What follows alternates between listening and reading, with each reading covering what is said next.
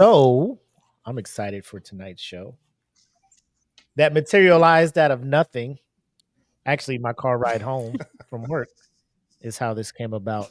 But, ladies and gentlemen, you see what it is, a full screen of excellence. As you see, the dynamic duo of Black and Mac is now the I was gonna do something for quartet, but I got nothing. Quintessential quartet.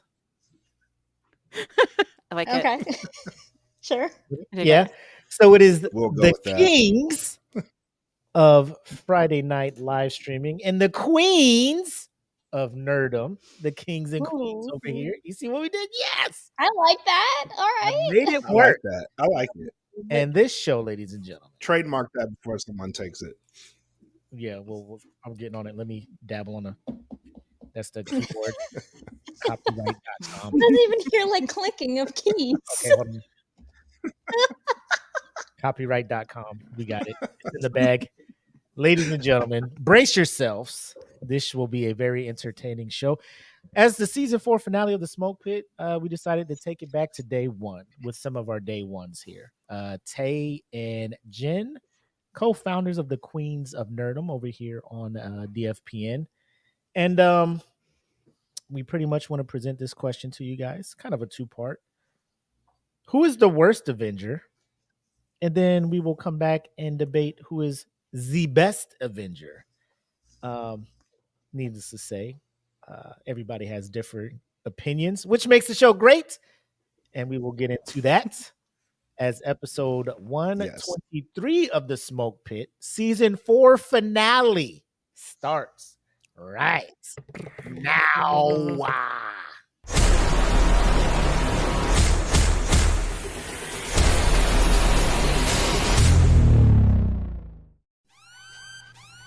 Welcome to the Smoke Pit. It's Friday night, come and take a load off. Come sit in the Smoke Pit, it's time for us to show off.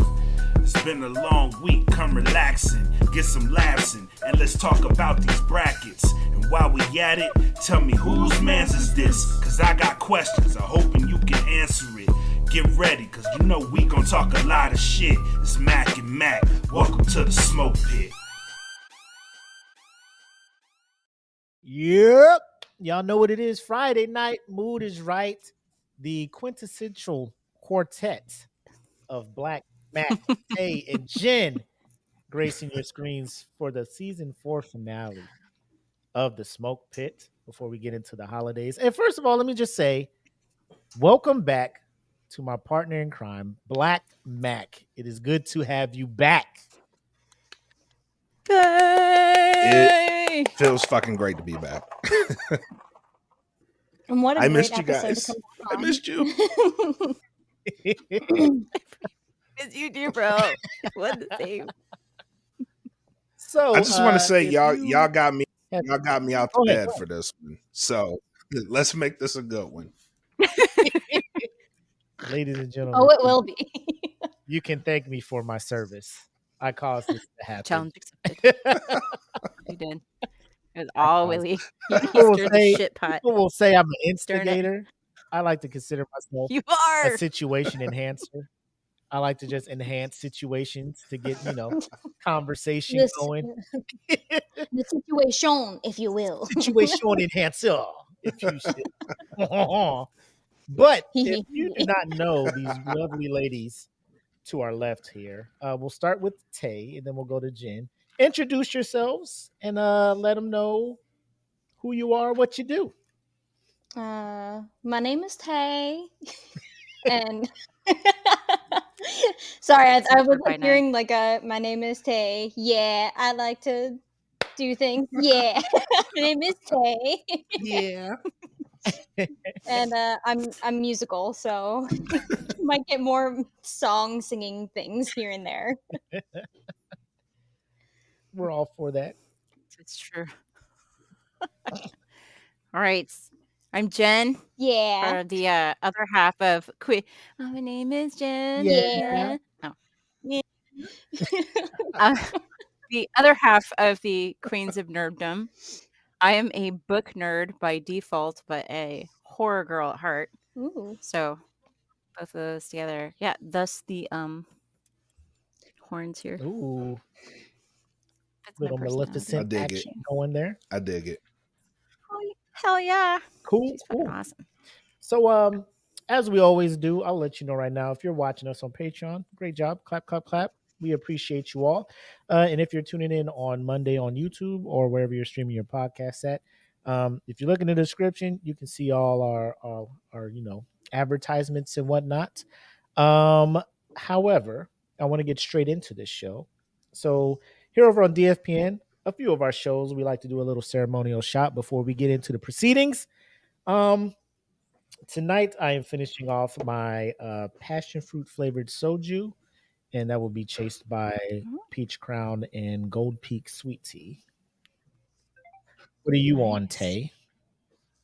I will be taking a shot of my second shot, rather, Oh, of vanilla crown, Huh. and then I knew it. with some more vanilla crown and what's else? The Coke vanilla Coke. Ooh. There you go. So it's a vanilla kind of night. Nice. Yes, I like It it. is. Jen. Mine's I have the sliced apple Captain Morgan. Ooh. It's so good. Highly recommend it. And then I have my Bacardi tropical rum with some, I don't know, coconut flavored seltzered, not the asshole kind of tasting one, but the good seltzered water that you can actually drink. Not like you know. I just poured rum in a glass and put something else in here. It's just Hey, I don't Just know. rum is Oh good. man, Just- The point is, it has It's rum. Friday. it's been a Whatever week. gets you there. I love it. Say it again.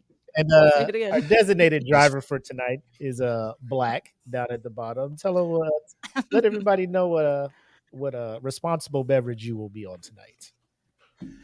So this is my cup. It's filled with water and frozen water, and we'll be consuming this for the duration of the show. Hey, Normally, I would be on here having a shot with you guys, but my gallbladder has been removed, and I'm looking like Jon Snow right now, and I cannot have alcohol for the next week. So there's that. it's cool. We will drink for you. Don't worry. Having your gallbladder removed is It's not. it's fun being an adult. Yeah. Hey. All right. Oh no, hell no, So, ladies and gentlemen, hell no. let us toast to the weekend to everybody who made it here. EJ in the comments, what's up, man? Appreciate you tuning in. Here's to everybody. Here's to Welcome. an amazing season 4 as we wrap it up on a high note, and to an amazing 2024. Salud. Salud. Salud. Salud.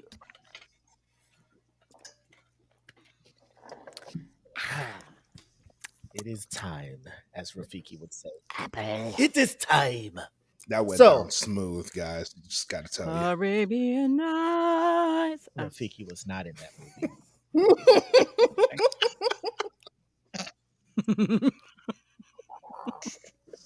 Multiverse.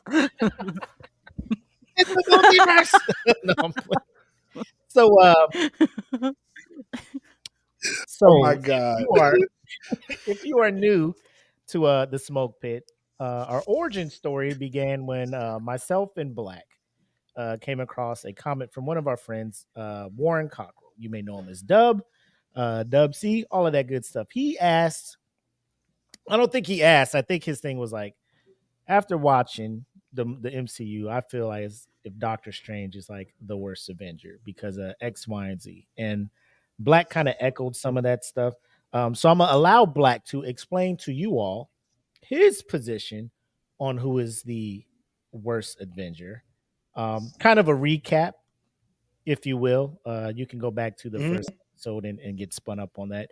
Then I will explain my thoughts, and then we will let the queens give their thoughts and fully express, and then we'll kind of go back and forth. And talk it out, if you will. So Black, if you will, enlighten the crowd on why you feel that Doctor Strange is the worst Avenger. Well, I will start off by saying the guy is ultra powerful, right? Controls time, holder of one of the Infinity Stones, wears it, protects it. We saw him use this to pretty not defeat, but pretty much stave off one of the most powerful entities that we've seen in the MCU, and that is Dormammu. We've seen him accomplish some magical feats, right? Great guy. Here's my problem with Doctor Strange. He is ultra powerful. And with that said, he is able to look and see the outcomes of the battle. He looks at it, surveys it, and tells everybody, I've looked at over 14 million scenarios. And they're like, damn, why so many? And he's like, I only have one outcome out of these 14 million. And then there's the movies, right? Avengers, Infinity War, Avengers, Endgame. Those are the results of what he looked at in those 14 million, right? That one outcome is those movies. Mm-hmm. That's the timeline. These are some pretty fucking shitty outcomes out of this. We have douchebaggery by Peter Quill. We have bitch boy people trying to figure out how the fuck to go back in time. I know they don't know the inside. That's why I'm calling him Peter Quill now. We have to establish this for now. Yes, we have the douchebaggery by Peter Quill. For now, we have the Thanos snapping everybody away. Out of which he takes the time stone. Well, he doesn't take it. Doctor Strange gives it to him. That's mistake number 2 from him. He looked at all these and was like, all right, I got to give it to him. So he gives him the time stone, to which he goes and Wanda tries to save Vision, saves him by killing him. Thanos is not, fuck that. I got the time stone. Let's rewind this shit. He blockbustered this whole fucking scenario and took the shit for himself. Then he snapped off half of the fucking universe. Half the universe. To which 5 years goes by. People, the world is in shambles. They thought this shit would have worked. We go back to New York. It's looking like I Am Legend in that shit. People are fucked up.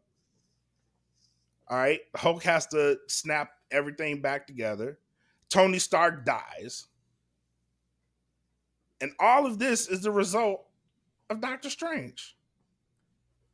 Not to mention, this was supposed to right the wrongs.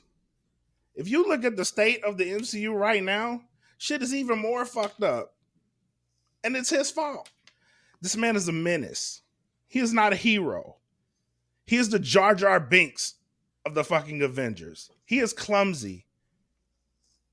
He's smart, but he's half-witted. Now, I can lay out a litany of charges against this man. For instance, one of my favorite Avengers fucks him completely up, and that's Peter Parker, using math. Math. This motherfucker did an algebraic equation and fucked him up. And you know what Doctor Strange did?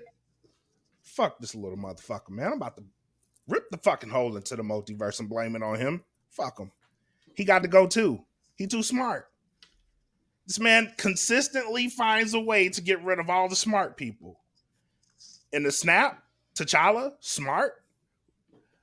Arguably the ruler of one of the most richest kingdoms in the world, gone. He planned this shit.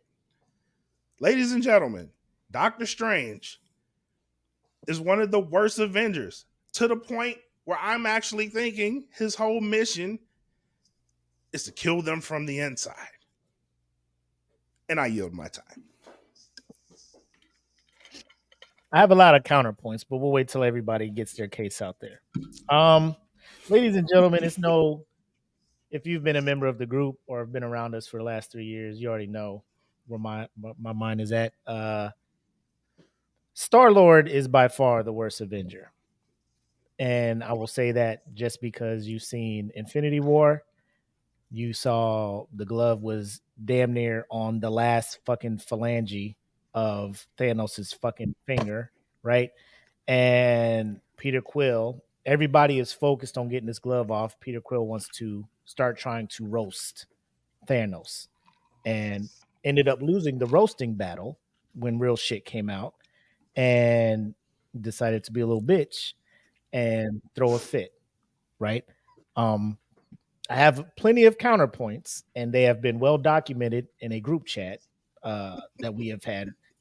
I have no problem playing those clips back to prove those points, but I will say this. One, the argument that people countered was that Peter Quill was not a Avenger, but he was a Guardian of the Galaxy. And I countered with, at the end of Endgame, when the greatest individual who ever walked the earth, Steve Rogers, aka Captain America, said the two most just empowering, just encouraging words: Avengers assemble.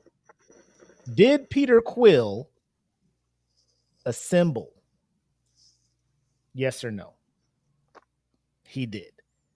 So if the people who were to assemble were Avengers and he assembled, dare I not say, he considered himself an Avenger. So I throw him in the category of Avengers.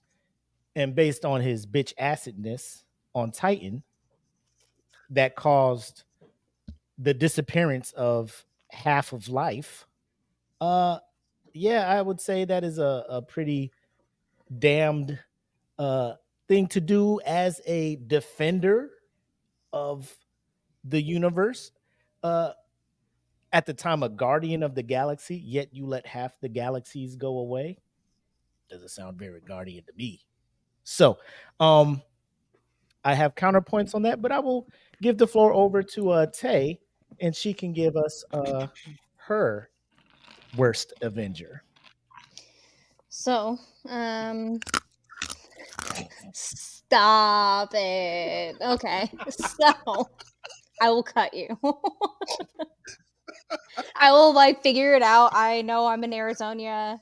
Arizona. Wow. What? It's like Narnia in Arizona put together. I see. There's a Multiverse. closet. She can get me. Too much Fuck vanilla. that shit. It's too much vanilla going on. So I had to. I'm sorry, I had to. Okay.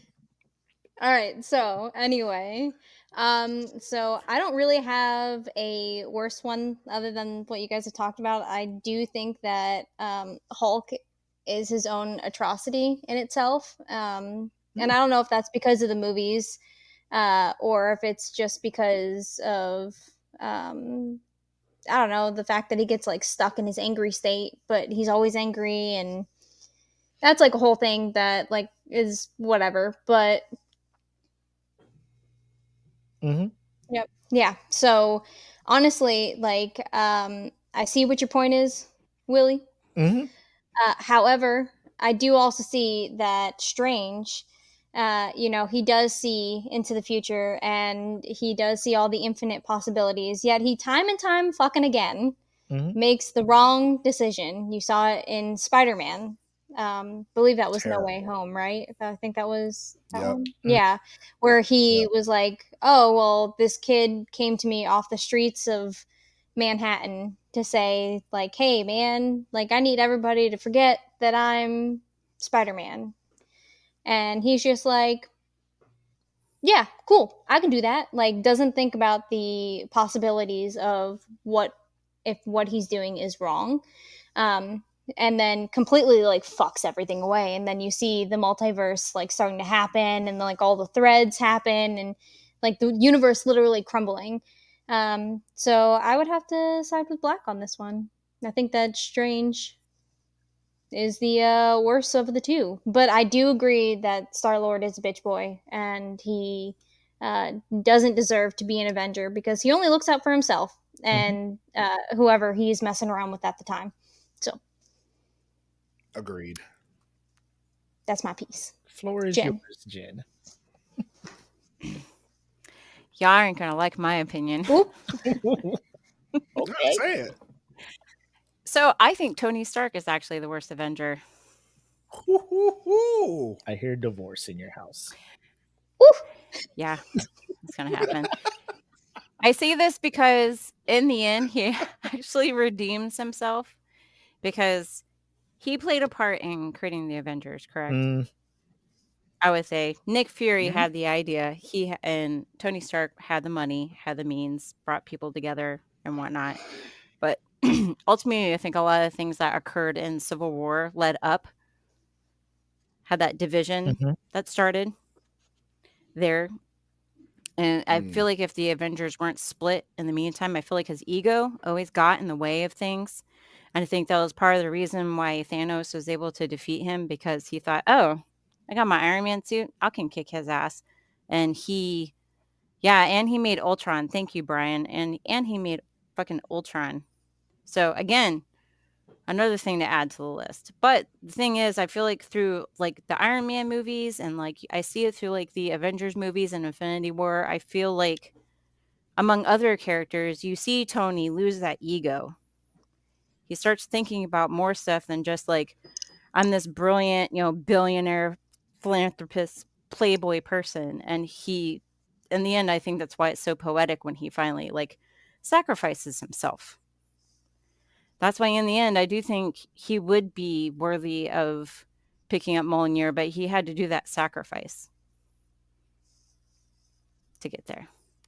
So that's why I think he is, because he split the Avengers. I get why he did that. I do. Like, fucking Winter Soldier killed my parents. Like, I'm going to be fucking pissed off, and Steve knew about it, but he split them up, and it made them weaker when that stuff, all that shit went down. Just my opinion. So, real quick, just a clarifying question. Tony was the worst, yet he redeemed himself. He did. So is there not a worse Avenger that did not redeem themselves? You mean Peter? Hey, we don't call him Peter. There's another Star-Lord. Peter. Star-Lord. We'll get to that when we get to Best Avengers. We'll explain why. Star Chode. So back to you, Black. He never did. Any counterpoints to any other person's? Apparently, it seems like two of you are in agreement with the Doctor Strange. Any counterpoints to the Peter Quill, which was my suggestion, or the Tony Stark, which was Jen's suggestion? So I want to counter Tony's, because he did create Ultron, but he immediately knew that it was a mistake. Also, the reason he was creating Ultron was so he could build something that could protect everyone, because he knew what was coming. And that was his curse ultimately. He knew that there was life outside of Earth that had the capability to destroy Earth. And whether it's right or wrong, he took it upon himself to create something that would protect Earth. Was it a good idea? Looking back at what Ultron was, no. But he rectified it. So I wouldn't say he's the worst. I would say he's one of the best, but he's not. That's a tricky one. He's one of the best to me, but that's only because in the end he did redeem himself. So to me, to counter that point, Tony Stark created something that was about to end the world. Yet he is nowhere near the bottom of Avengers to you. He made a choice. He thought it was the best choice at the time to protect people and to save the world. And it fell flat, blew up in his face. Doctor Strange does the same thing. Right. Looks at 14 million things, finds the best outcome. He's like, this is what it's got to be. Yet he's the worst. They both made a mistake. They both did something they thought could save the world. One person actually was right and it did save the world. The other person was about to fuck everything up and not save the world. But the person that did save the world is the worst to we you. don't necessarily see the blame placed on Doctor Strange for any of this shit. Why? Because save the world through some magic stroke of luck, it works.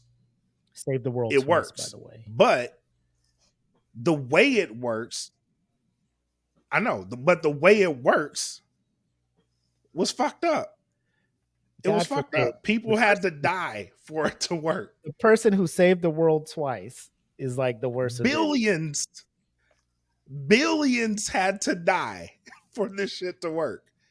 Like billions of the universe. I know. Strange also didn't learn his lesson because he did it again. Exactly. He just does it again because he's selfish. When did he do it again? When did he do it? In Spider-Man. So when he was doing it, he was doing it the right way. And then your boy, the second best Avenger, apparently, according to some people, right? Kept saying, ooh, and do this. Ooh, and do this. Ooh, and he was like, yo, shut the fuck up, kid. But he listened to him. That was his fault because he's like, yeah, I can do that. Yeah, no problem. Right? And then as he was doing it, Spider-Man was like, oh, I'll take over from here because I know algebra, but I don't know sorcery. Right? And Spider-Man fucks the shit up. Right? One, I mean, he did a great job because Jamie Foxx had a hairline, right? He brought the hairline back for Jamie Foxx. Two, brought back two of the best villains that MCU has ever done, and Doc Ock and the Goblin, William Dafoe. Like, I know he's been in amazing movies, but him as Norman Osborn is just magnifique to me. Awesome. Jamie Foxx I can do without. I'm sorry, that's just me, right? But it's hard for me to say Tony was the worst, man, because like I understand Tony. Yeah, you know what I'm saying. A part of me gives him fucking whatever credit because his movie began the MCU and it was a solid ass intro solo movie. Robert Downey Jr. as to like I give him all passes as Tony Stark. Second, the relationship between him and Cap in the original Avengers, I think Cap brought that sacrifice part out of him when he said, you're not the guy that can make the play. You're not the guy that, you know, can give up and make the play to save the team type stuff. And at the time, Tony wasn't that dude. But throughout the movie, when he took the nuke up into space and to end the battle in New York and so forth, he started doing things to save the team. But then the Civil War happened, and I don't blame Tony for feeling the way he was. Like when you have a mom of a child that died because of some shit y'all did, you know. Yeah, I get that. You know, you feel away. So for sure, I'm not really putting the Civil War on that. And plus, you know, bro, your boy killed my parents. Yeah, we got to squabble. You know, hands got to be thrown. Nobody has to die, even though I'm trying to kill y'all. I'm shooting rockets and lasers at y'all. And y'all are just punching me. You know, y'all are just trying to knock me out. I'm trying to kill y'all, but I get the anger. You know what I'm saying? I get it. Yeah. But I can't put Tony in the field of the worst. I can't put Doctor Strange there because I mean, when you know, if he wasn't as annoying as he was in the first one, and annoying Dormammu to the point where it was like Dormammu was the dad and the kid was like, hey, look what I can do. Look what I can do. Look what you're just like, God damn it. All right, I'm out of here. You know, like, fuck it. Leave me the fuck alone. And Dormammu just I love that skit. Because Doctor Strange was Stewart from Mad TV. Like, look at that. Like, I'm fucking out of here. You guys can have it. It's whatever it is, you know. And, you know, it's a weak way to win the war. Granted, you know, Doctor Strange is not my favorite movie. But you know, he saved the world twice, bro. Like Dormammu was about to really fuck up the world, and your boy saved it. So that gives him some By grace. annoying him. Hey, I don't care how you saved me, bro. I Still don't did care it. how you He saved still the did it. world. You saved me because these cats was You walking said around bam, by any means necessary. I see it. these cats was walking around with eyes on their head, and they was about to take over the world, bro. Like, please, I don't want that. How do we stop that? Second, and I'm gonna just throw this wild card in here. The original Sorceress Supreme. Do we not blame her for the wild shit that was happening in Doctor Ooh, Strange? ooh. You just You're throw going that on back. him? Even though she's not an Avenger. No. All right, cool. You know, that's a rabbit hole we're not going down. I'm just bringing that up. She stayed in her lane. Right. She didn't interfere. But she was fucking around with the dark arts and telling people not to fuck around with dark arts. You know what I'm saying? Like, Yeah. if we could utilize the dark arts to help Because us she out, knew. you know, then let us dabble in the dark arts a little bit, you know. Let us dabble. But she knew what it was. She knew what it was going to be. She knew the cost. And then Doctor Strange saw her go through this and was like, I'm going to do it. Like, why are you going to do it? Also, are we not going to talk about Doctor Strange, like throwing musical notes? Not going to talk about that scene? Oh, we're not talking about silliness in defending the Earth. He stopped. Let's not act like if he did not come through and do what he had to do with Wanda wasn't about to take over the fucking world. Chick was over there just destroying. This man. This chick was just destroying the Illuminati in a whole nother, like, without breaking a sweat. Like, what was we about to do with that shit? She showed up to the sorcerer's temple. They was just doing all this shit. She was like, stop it. What are we doing here? I don't think she broke a sweat. Not at all. She's like, I want my babies. No. I want my babies. Whoosh. That's right. Jesus Christ. That's the Scarlet Witch Mama Bear form. And let's not talk about this movie like it wasn't a great movie. No, it was. I'm not awesome saying movie. that it was a bad movie. I was just saying that was a silly scene. All right. But I will say this.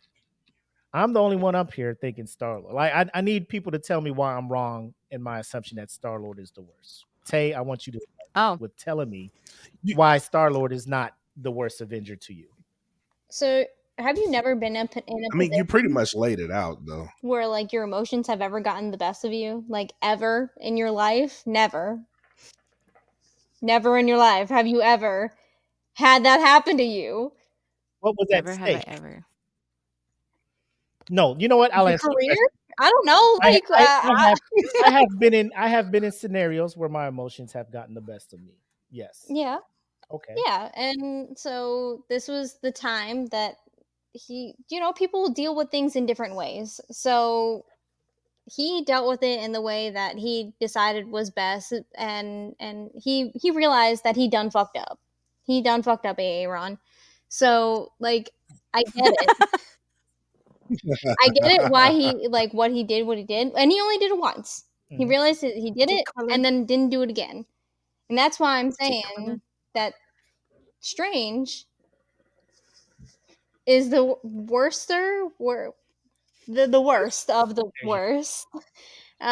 Avenger, because he keeps doing it. He keeps trying to do what he thinks is best, and it's not, and he knows it's not, because he knows that you don't fuck with magic like that, and you're just like, yeah, I'm like this cool, like, all-powerful sorcerer, so I'm gonna do it.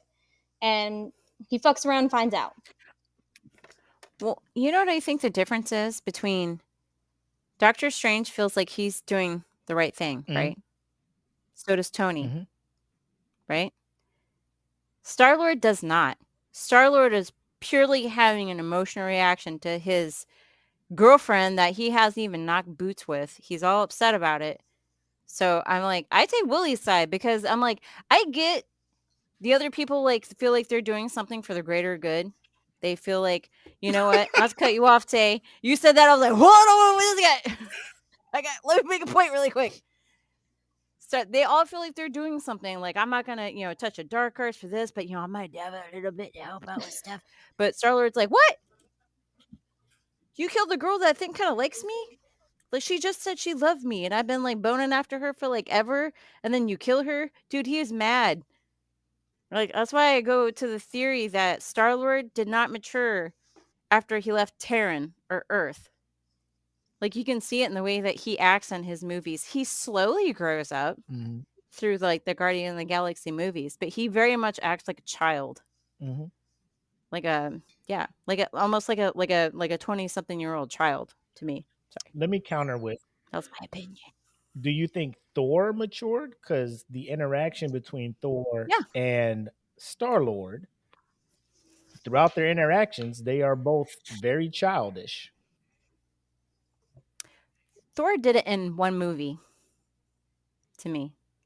You saw Thor acting like a huge brat in the first Thor movie, but from there he grew up. Like when his father banished him and took Mjolnir from him, he grew up on his time at Earth, in my opinion. And then once he became worthy again, I feel like he grew up a lot in that first movie. He continued to grow, but he had a lot of growing up to me in just one movie. I thought he was very childish in That's a fair point. Ragnarok, What? as well as Love and Thunder. Man, that's the director. In Love and The Thunder, I director would made that say shit Star-Lord probably looked goofy. more mature than Thor in Love and Thunder. Because That's saying something. yeah, so You used too much power. You blew my clothes off. Too much power. so Sorry. I will say this. Back to your point, Tay, as far as emotions taking over. In my life, yes. But when I thought about what was at risk, I was like, it may be worth to let my emotions out now. In our discussion earlier tonight, offline, all of us, the fate of half of the fucking known universes are on the line. A plan comes through. The goal is to Here we take this go. gauntlet off of this dude. The plan is working. Here we go. The glove is about to come off. Everybody is actively fighting to get this glove off. Everybody except one person. Who is that person? Black, I'll let you answer. Who is that person? That person was Star-Lord. Okay. Star-Lord is watching the plan work beautifully. I bet if he just shut the fuck up and helped pull the glove, it probably would have came off. We don't know. This is hypothetical. What we do know is that everybody's working except him. He's just bragging about this was my plan. I did this, yada yada. Where's Gamora? Mantis is reading his mind. It's like he is super sad about some shit. And then your boy lets it out that Gamora is dead. You can't do anything about it. Actually, it was Nebula. As of now. I don't care. Fucking a dog said Gamora's dead. The fact is he finds out Gamora's dead. Right? Astronaut dog. Yes. As of now, nothing can bring her back. There is one thing that can bring her back, right? But in order to use the time stone to go back and do whatever, you have to take care of the threat that's in front of you that has been fucking punching holes in everybody. And this is your best chance to take the power from him. You just lose your shit and cause the plan that is working at the moment to no longer work because you're mad about the life of one person being taken. You allow the life of quadrillions of people to be taken, including your own, dumbass. Right? So I asked you earlier, as a former member of the armed forces, a proud veteran, served well. There are times when you are a soldier, you are in war. Your goal is to defend the people, guard the galaxy, be a guardian of the galaxy. of people, and Mhm. your actions do the exact opposite, and you don't. Not only do you not guard them, you allow them to be obliterated into hookah ash, right? Yikes. Um, Mhm. does that come into play? Just because his heart was broke, that allows him to do that for all those people to die. Not saying that it allows him to do My that. answer my answer would be in the terms that you put it, my answer would be no. There's no situation where that should be happening. But in this situation, yes, absolutely. Why? Is because it was planned to happen. It was planned, it was determined that this course of action had to happen. Now, from the instant that Doctor Strange looked at the possibility and said that was the possibility, everything after that moment is part of a timeline that he determined had to happen. It had to happen that way. So there's no getting out of his reaction.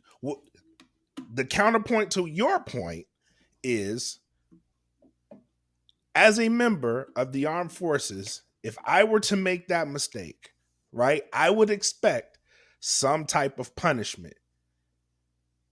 Everybody got obliterated. They came back and he was still a part of the team. Who knew that he was going to make that mistake? Doctor Strange. And what did Doctor Strange do? Nothing. There was the planning in this operation was done by Peter Quill.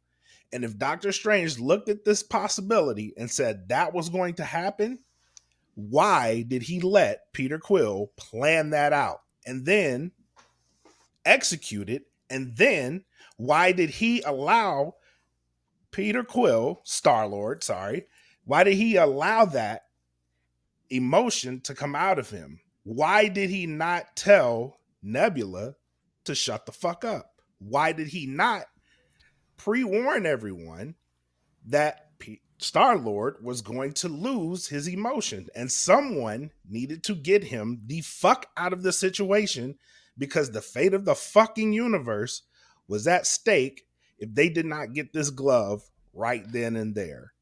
The fault goes immediately to Doctor Strange. I want to throw this one point in, then we'll turn it over to the queens. 14 million Okay. possibilities he looked at. This was the best outcome. What level of bitch acidness was Star-Lord and the other 13,999,999 where this was the appropriate level of bitch acidness in order Good for this math. to go down? Like, why is that not computing? Like, do you not think in those other possibilities he was like, do you think any other member who was on Titan fighting Thanos, any of those other possibilities, that anybody else besides Star-Lord was the wild card that was going to fuck everything up?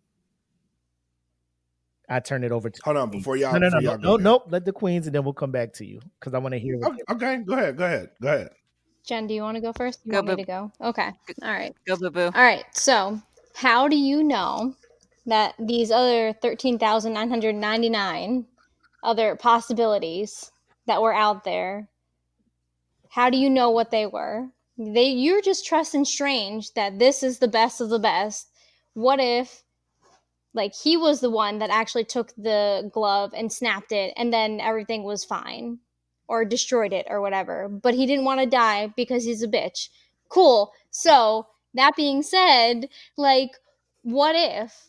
You never know like what the other realities are. And like you're just trusting his That was going to word. be my point. Thank you. Jen. So, you know what kills me in the movies is that they never acknowledged what Peter did, or Quill, Star-Lord, Star-Chode, whatever. They never acknowledged what he did, right? Mhm. They kind of did like, well, that happened. Or maybe like 5 years later, it's like one of those family secrets that you just kind of shove into the closet and you don't really talk about anymore. Mhm. But Yep. to me, I keep going back to the whole selfishness of the situation. At least Doctor Strange gave you one possibility that in his mind.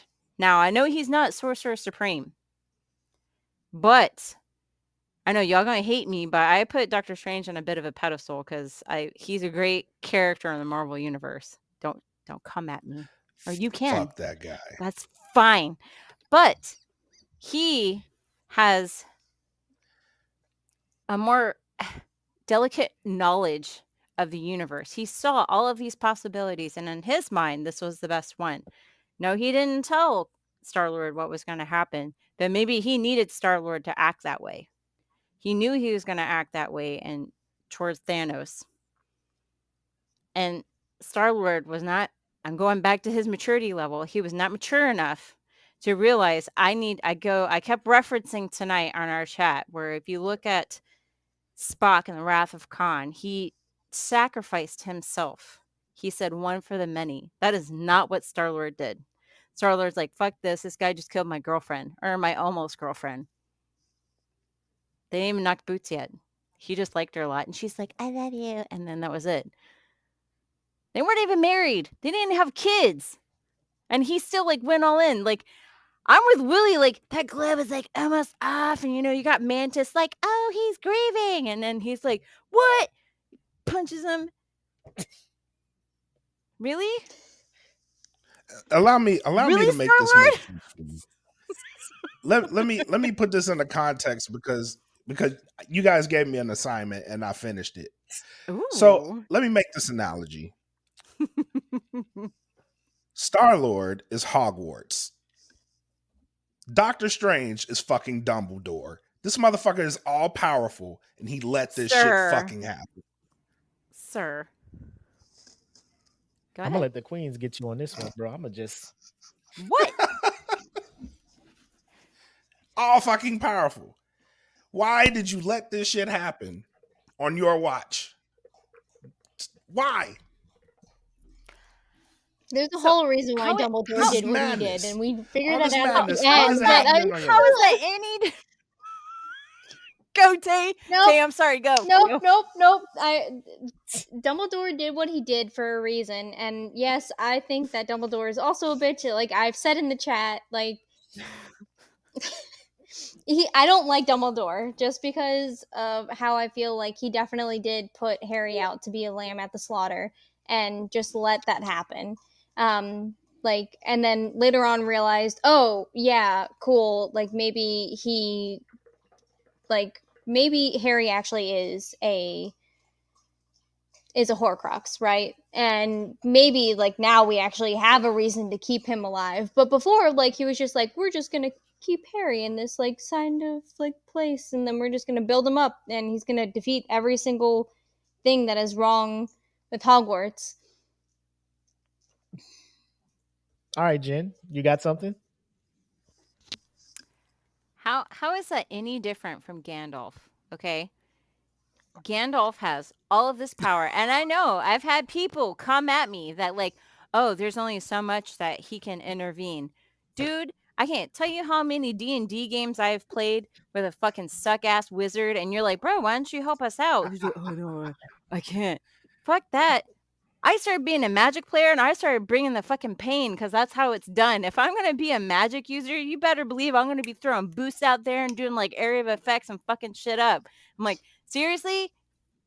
So does this also go along with Star Wars and Obi-Wan Kenobi and why he didn't tell Luke that Darth Vader was actually his dad or Ma'am. Yeah. Oh, okay.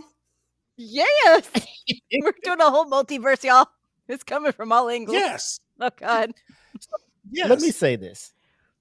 It's fucked up decisions that have to save everybody. Mm-hmm. The reason I feel that no other Avenger would have made a mistake in the other possibilities is the level of maturity they were all at. In that particular one, I don't think there is a situation that could have arisen that would have stopped any of the other people on Titan fighting Thanos to change their priorities to themselves rather than saving the many.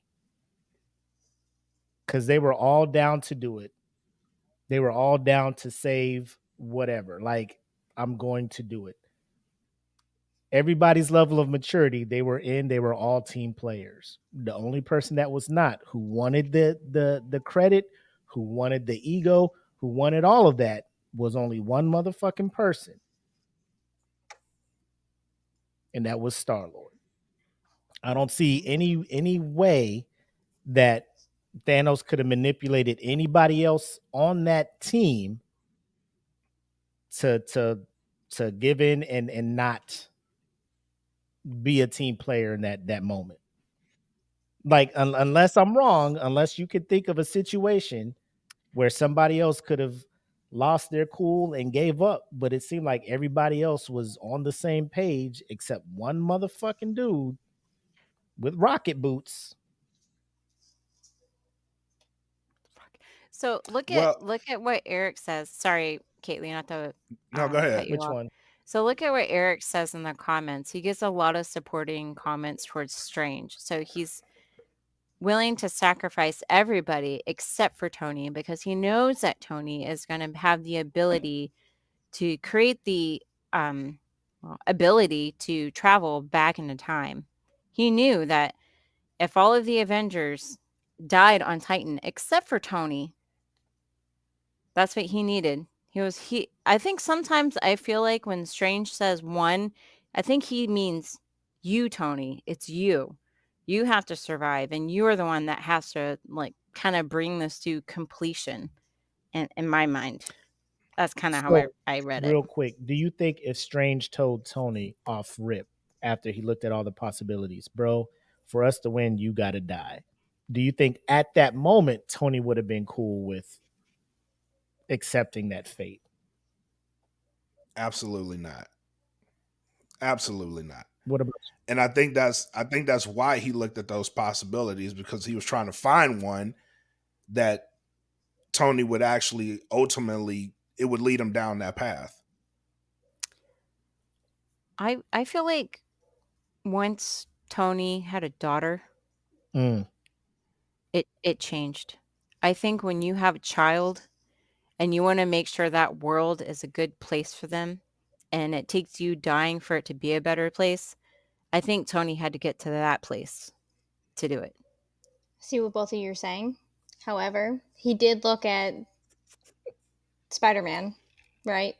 The real Peter Parker, as a son. Mm-hmm. He looked at him as a son, and he was willing to make that sacrifice of making sure that he was safe.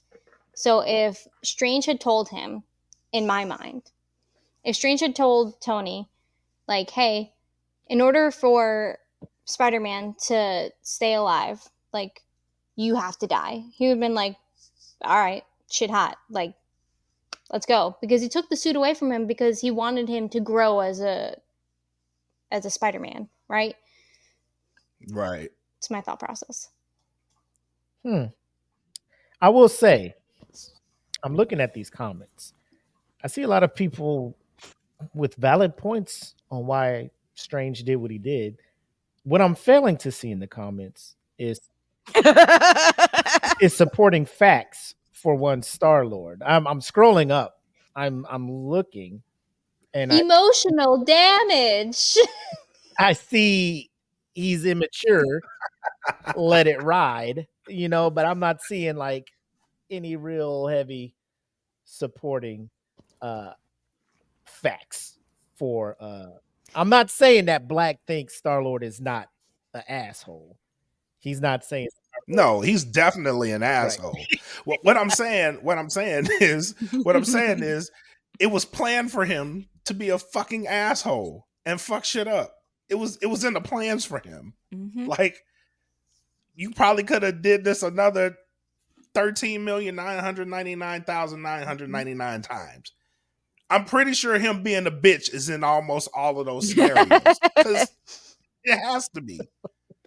It has to be. I'm not excusing his behavior at all. Right. So, I'm not excusing his behavior. What you did was fucking stupid. Yeah. Star-Lord. It was dumb. It was dumb as fuck. In the moment, like, If it wasn't for the fact that this shit was planned out, absolutely, because he's number 2 in my book. The only thing that makes him number 2 is the fact that the shit was planned out for him. Mm. That's kind of like, I will you're dumb, but who let you do this shit? I will say in the comments, somebody did bring up Vision as possibly being the worst Avenger. What do we feel about Brian did, I think. Brian brought that up. What do we think about that? Mm-hmm. He's on the list too. He's on the list too. Did he give a reason why? What are your reasons as to? I don't know. I asked him, and I don't think he responded. I was like, I didn't see the response. Yeah, I didn't see it. Can we talk about how at the end of the Multiverse of Madness, you guys know who the chick was at the end? Played by Theron. That's Dormammu's daughter. Yeah, it's his wife. Yeah. Oh, spoiler alert. I don't know if they have just Wikipedia. They eventually get married, right? I think so. Which, kind of leads me to believe, does he end up using the dark energy like the previous Sorcerer Supreme or what? Because I know he ends up, granted, I haven't read those comics. I just kind of dabbled, but I just kind of wanted to throw that thought out there. Like, she actually goes to him for help. Yeah, she's but quite the little in the comics, badass herself. So wait. So in the comics, they end up getting married, and those twins that you see Wanda with, those are actually his kids in the comics. Mm.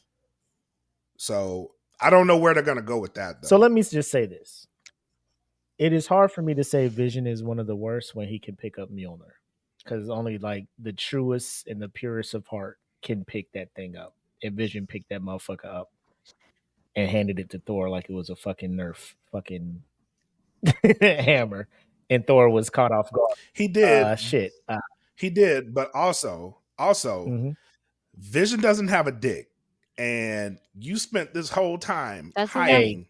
Hey, don't tell Wanda that shit. Was it built on him? Was it built on him? Yes. Don't tell Wanda that shit. Total cod piece. Do not tell Wanda he ain't got that thing on him. That was mind fucking. Come on. That was mind fucking. Wanda be like, hey, she was, and he put it all on the line. Did you not see what Wanda was willing to do to keep Vision around, my boy? We had plenty of episodes where you was talking about chicks being dickmatized. This chick created a whole fucking Nick at Night show. It was keeping the rest of the world out to keep this motherfucker around. XXL. Dick Van Syke. I have to say. That was he didn't have a dick, bro.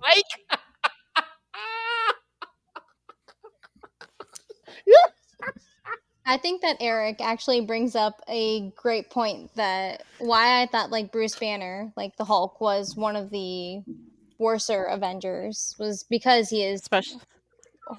When he fought the poodles with Bruce Banner.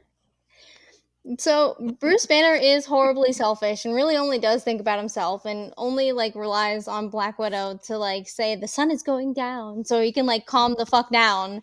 But like, or getting real low, or whatever the fuck she says, right? Like real low, big guy. Yeah, that. Low, big guy. Yeah. So, albeit, I will say, if Scarlett Johansson came up to me dressed as Black Widow, rubbing my palm, talking about sun's getting real, I'd melt too, motherfucking shit. Yeah, you got sure is. Sun's getting real low. Let's go to bed. Yeah, but that tide is getting go. Yes, it is. No, you're right. It is. TT go 9. So let me let's flip it on its head, right? Sleepy time bubbles. We all talked about the worst. I think we should bring up positivity and let's talk about who we feel the best Avenger is. And this time we'll start with the queens and we'll start with Jen, go to Tay, then me, then Black. So Jen, give us who you feel is the best Avenger.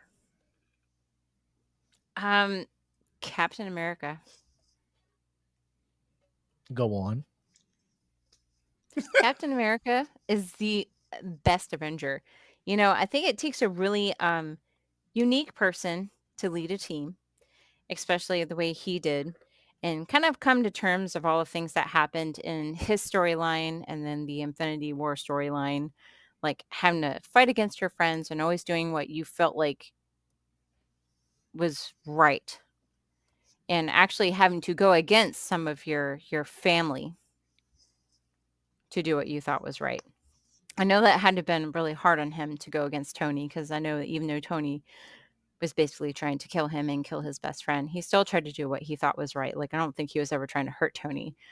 And you see his character kind of grow from this naive New York kid to like this grown man of like godlike proportions. By the time you come to like the Infinity War saga, where I think I mentioned to you guys that even as powerful as Wanda and Vision, I mean, Wanda's crazy, so is Vision, but they are ultimately relieved when they see Cap show up in that train scene with Proxima Midnight and Corvus Glaive.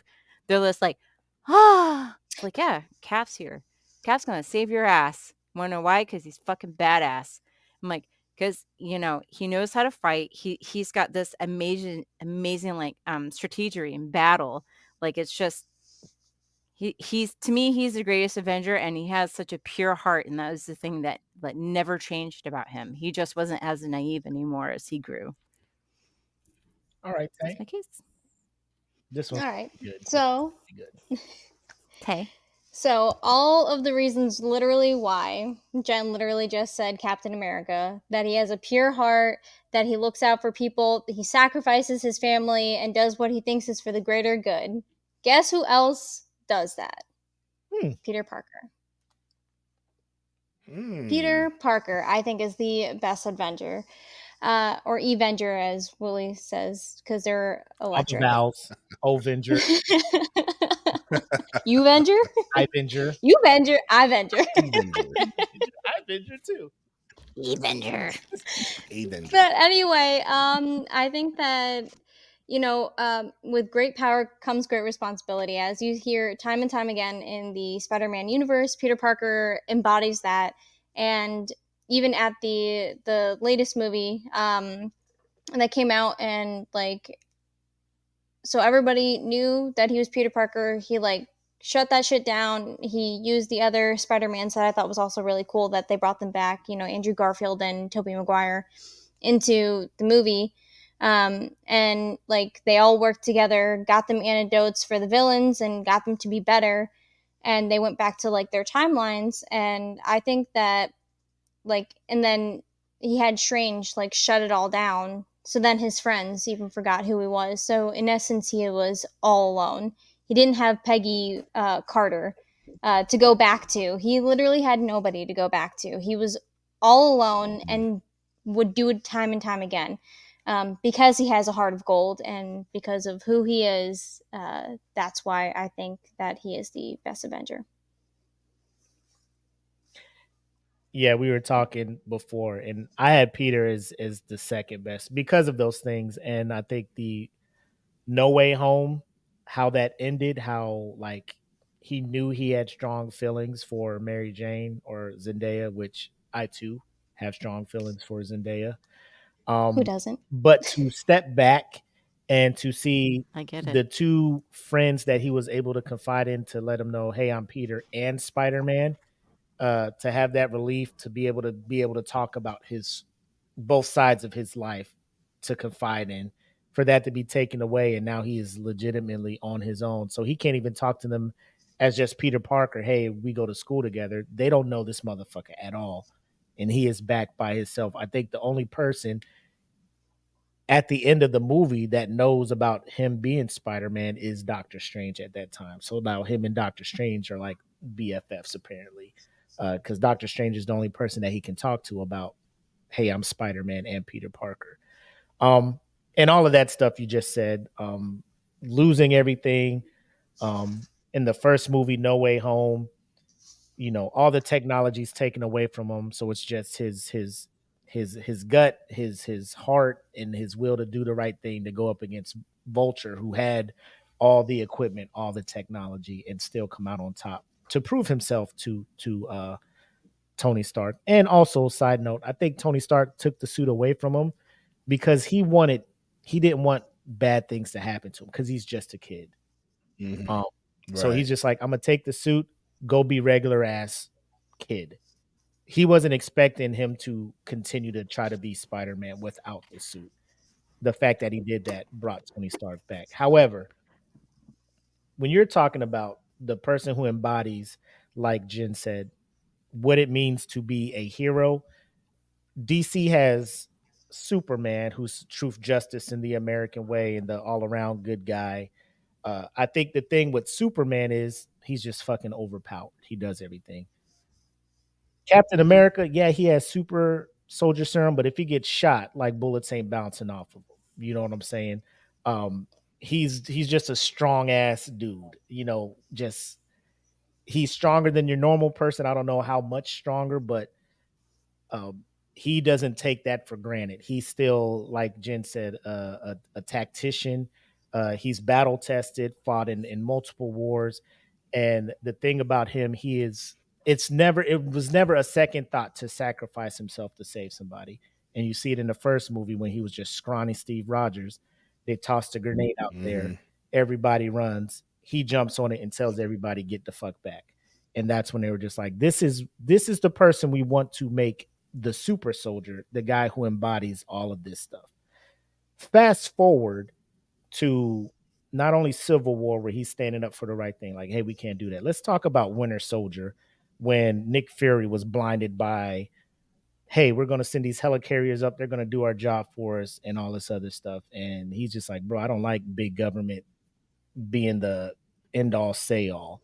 And it was literally I feel that. it was literally Captain America, Black Widow, and Anthony Mackie saving the world. On your left. Saving the world. You know what I'm saying? It was literally them three against all of S.H.I.E.L.D. Second of all, and this is just guilty pleasure me, the elevator fight scene. Like it's like the confidence of this dude. Like he doesn't want to fuck anybody up. Who wants to get off this elevator before I go in? Like, please get off here before I fuck y'all up. No, we'll fight you, and he fucks everybody up. But in game, that's all I'm gonna say. He is getting his shit pushed in. The big three of the Avengers: him, the god of fucking thunder, and the fucking billionaire playboy with all the tech, Tony Stark. Them motherfuckers get beat up. Thor is about to get cut in half by his own fucking axe. And you see Mjolnir rise up. Let me tell you, Mac, you are a wrestling fan. You know what it means when a crowd pops.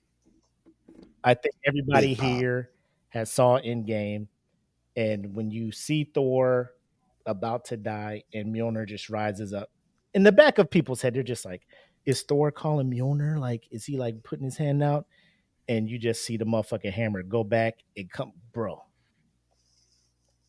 I'm getting emotional thinking about it right now. Legend. And it comes shit. back, and I'm just like, oh my god. Ugh. You saw it on opening day, right? So you saw like the whole had- theater just Oh my go, god. oh Yeah. shit. Ape shit. Fucking Yeah. Ape shit. yeah. Like the Eric and I fucking- actually went to Ooh, the drive-in. now. Like Eric The- and I actually went to the drive-in to watch that. Right. Don't make fun of me. But everybody in their cars were like, Bro, I like would have losing been their honking shit. the horn, flashing Hell lights, yeah. like Get out the car, get In on the top car. of the In the motherfucker car. did it. Ooh. the Sounded like Think of Jim all your- Ross. Oh my god, he did it. the sense of connectedness of the theater where everybody fucking went apeshit and nobody was mad at anybody for being loud or talking Mm-mm. was amazing. No. And the fact that they led up to that, I think it was like was it Age of Ultron when they were fucking around at the party and they're like, who can pick up my hammer? And Thor's like, haha. And fucking Steve wiggled that bitch and Thor was just like, hey, yo, like his face was like, hey, motherfucker. yeah, you can't pick it up either, motherfucker. Yeah. That shit, the He determination could. to never quit, to be that guy to make the play, to do whatever it takes to the last breath, to fight for what was right. Again, comic book wise, like they just wrote him to be the perfect person. And I get how people be like, oh, he has no flaws. He never this, that. I don't give a fuck at this point. He was that dude.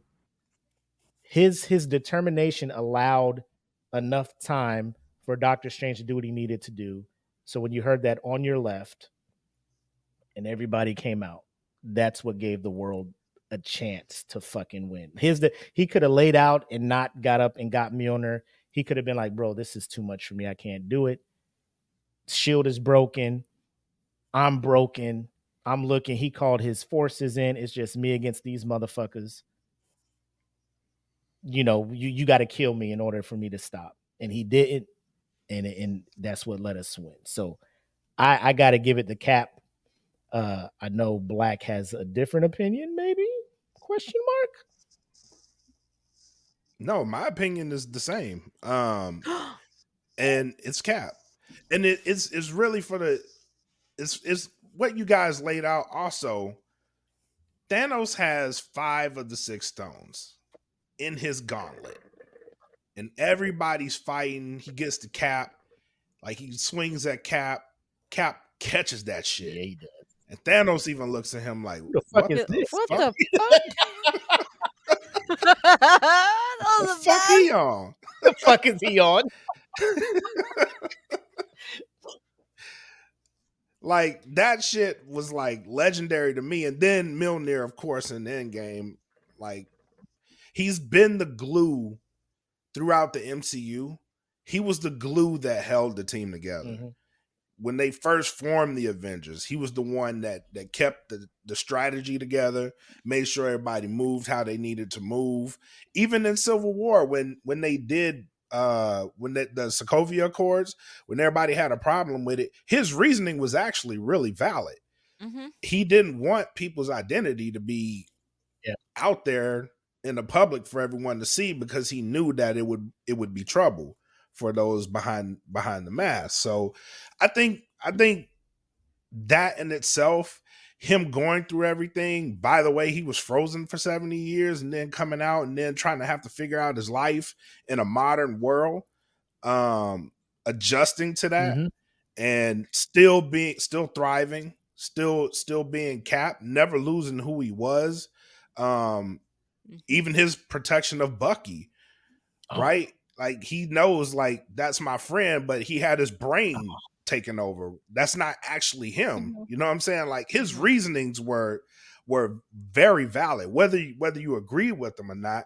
Yeah, Tony Stark's parents died, but this guy's brain was taken over, right? So he had the sense of mind to where, like, I'm gonna protect my friend because A, he's my friend, and B, like a foreign agent is actually controlling him. So I'm sorry he did that, but that's not the guy that I know he is. And then had the sense enough to be like, I'm gonna take him to Wakanda because I know they can fix him. You know what I mean? Like, brought him to Wakanda, and then that was one of the more pivotal moments in Avengers Infinity War, right? Because he knew about Wakanda because he brought Bucky there, and that was one of the focal points where they lost, but they made a better stand than they would have anywhere else. And just him having that presence of mind to be like, all right, this is my strategy. This is how we're going to get everything done, right, in the long run. And have the presence of mind to be the guy to put the stones back in their places. Now, whether on the other side of that you agree like he should have came back or not, right? That was his thing. He earned that. He earned everything that he got in the end. And for me, that's what makes him the best Avenger in my mind. Well, Eric pointed out too that I don't want to interrupt anybody, but in the Age of Ultron, when they're all sitting around having drinks trying to pull up Mjolnir, like if you couldn't lift Mjolnir, you wouldn't be able to budget. And like Eric pointed out, I think that Cap had too much respect for Thor to actually break lift his it. ego. Mhm. Yeah. Exactly. Because, like I said before, Thor had an ego, much like Tony. Like they both had like some egotistical issues. But I don't think he would lift it. But I think that's why it made it so much more meaningful when you saw that in Endgame is because, all right, hats off. I gotta pick this shit up and save my bros. Right. Right. You Yeah. know. And even Thor was like, I knew it. I He's knew yeah, it. exactly. Thor knew it. You saw his face. He's like, what? Yeah. Oh, okay. Like Thor knew. Thor knew what that meant. Right. He did. Right. So So speaking of all them things, like everybody has their favorite, and we were kind of talking about it, like big goosebumps moments from the previous phase of MCU, or maybe it was probably one of these newer movies that gave you goosebumps. Starting with Jen, what is your favorite moment that you like? I think everybody agrees, like, you know, the picking up of Mjolnir in Endgame, like everybody was just like, "Ugh!" Like, right. Was there any other moment where you're just like, this is fucking epic? You know, like this is Oh. superhero shit. I never get tired of watching it. Is train scene.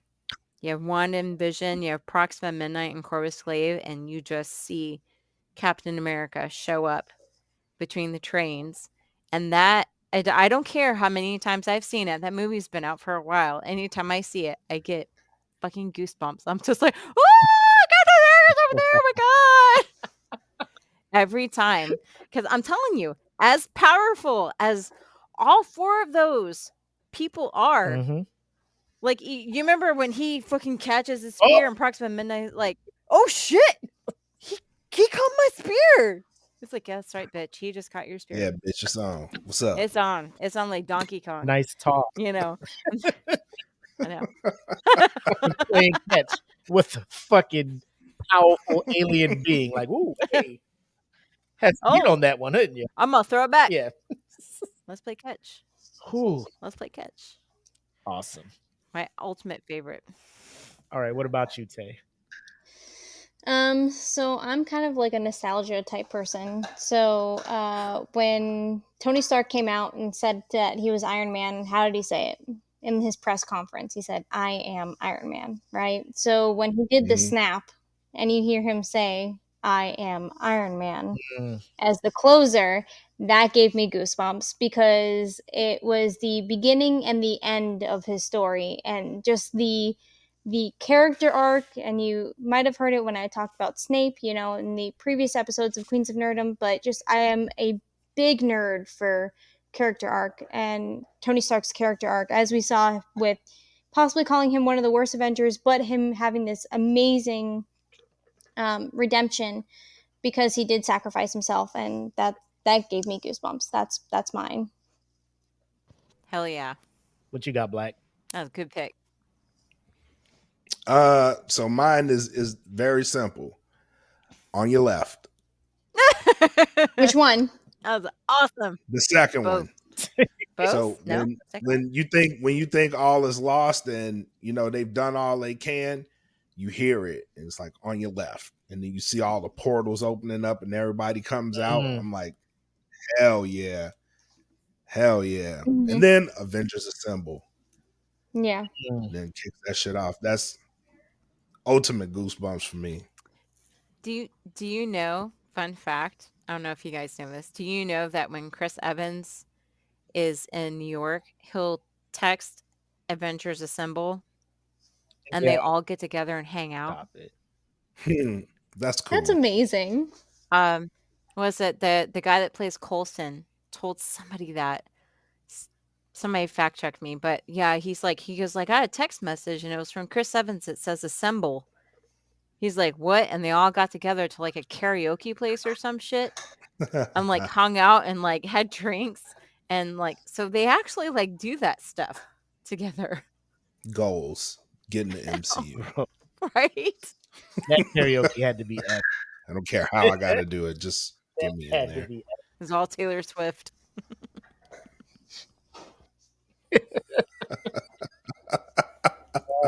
I got so many. I would say more recent, like post Endgame, goosebump moment was Spider-Man No Way Home, where all the Spider-Men they come together and they do the pose on Yeah. Was it not them like saying like when he said, "Hey, Peter," Bro, and then they all just like pointed at each other. That was a funny moment. I was like, you had to put that shit in there. You know you had to put that shit. But when they all jumped out and then they all did the pose on the statue, I was just like, ooh, the more Spider-Man the fucking bit. Like Spider-Man is slowly becoming like the one of my more favorite Marvel characters. With the whole Spider-Verse thing, like learning about the different spiders, different like shout out to Sony for what they're doing with the Spider-Verse and the Miles Morales thing. That's what kind of had me going that way. But bringing Andrew Garfield and Tobey Maguire in to this one, I just knew I was going to have a nostalgia moment when he saved MJ. And like, bro, I almost cried because like I could feel he's just like, if only I could have done this, for last time. Yeah. Look at Tay, she about to cry. No, I'm playing. She talking to AD, but bro, when he saved and she was like, "Thank you," and he was crying, like she was looking at him like, "What the fuck is wrong with this dude?" Like, if you only knew what this person went through in his world to save you, like it because like a redemption. Peter was trying, fucking Tom Holland was trying to go save her, and Goblin was like, "Psych, nope," and then it was just like, well, fucking Zendaya's about to die, and then Andrew Garfield was like, "No, I can save you." That caught me in the feels. Oh, but chills. I will say that all of your examples were like each time you guys were talking about, I got goosebumps. But the part that got me is when Battle for Wakanda, Cap's out there. He doesn't have his shield. He has the little Wakanda little reflectors and shit. And they're like, open the gates. And they're like, all right, gates are open, frontal assault, and Wakanda forever. And he puts his claws down and the shield comes and he starts booking it, right? And we know T'Challa's about that action. And Captain America starts booking out, and you get the overhead shot of both of them. Oh, yeah. Both of them running out there. Yeah. Ready for the fucking smoke, man. And I'm just like, damn it, bro. Like the fact that they're just like, T'Challa has the vibranium, so he's kind of protected to an extent. He still has the superhuman strength from the purple herb. But like Captain America just going out there, just with the little shield things and his beard, like just fucking, I'm out here with you. Like I'm out here defending your land, just because I'm about that action. The last part I want to say that gave me goosebumps is when Wanda sees Thanos, and Wanda's just like, bro, you took everything from me. Yes. And he's like, I don't even know who you fucking are. She's like, oh, but you about to find out. You about to fucking find out. Thanos was like, oh my God, dude, what the rain? Make it rain. Make it rain. Please. This bitch might fuck me up. We're gonna kill us. Nah, fuck that. Get this bitch off of me. He was like, yo, fuck that. Let it go. If we rain fire, we're all. He was like, I give no fucks. I don't fucking care. Bitch is ripping the armor off of my skin. And that was a glimpse at what Wanda was capable of if she was in her emotions at that point. You know what I'm saying? Mm-hmm. She is a Nexus level being. Yes.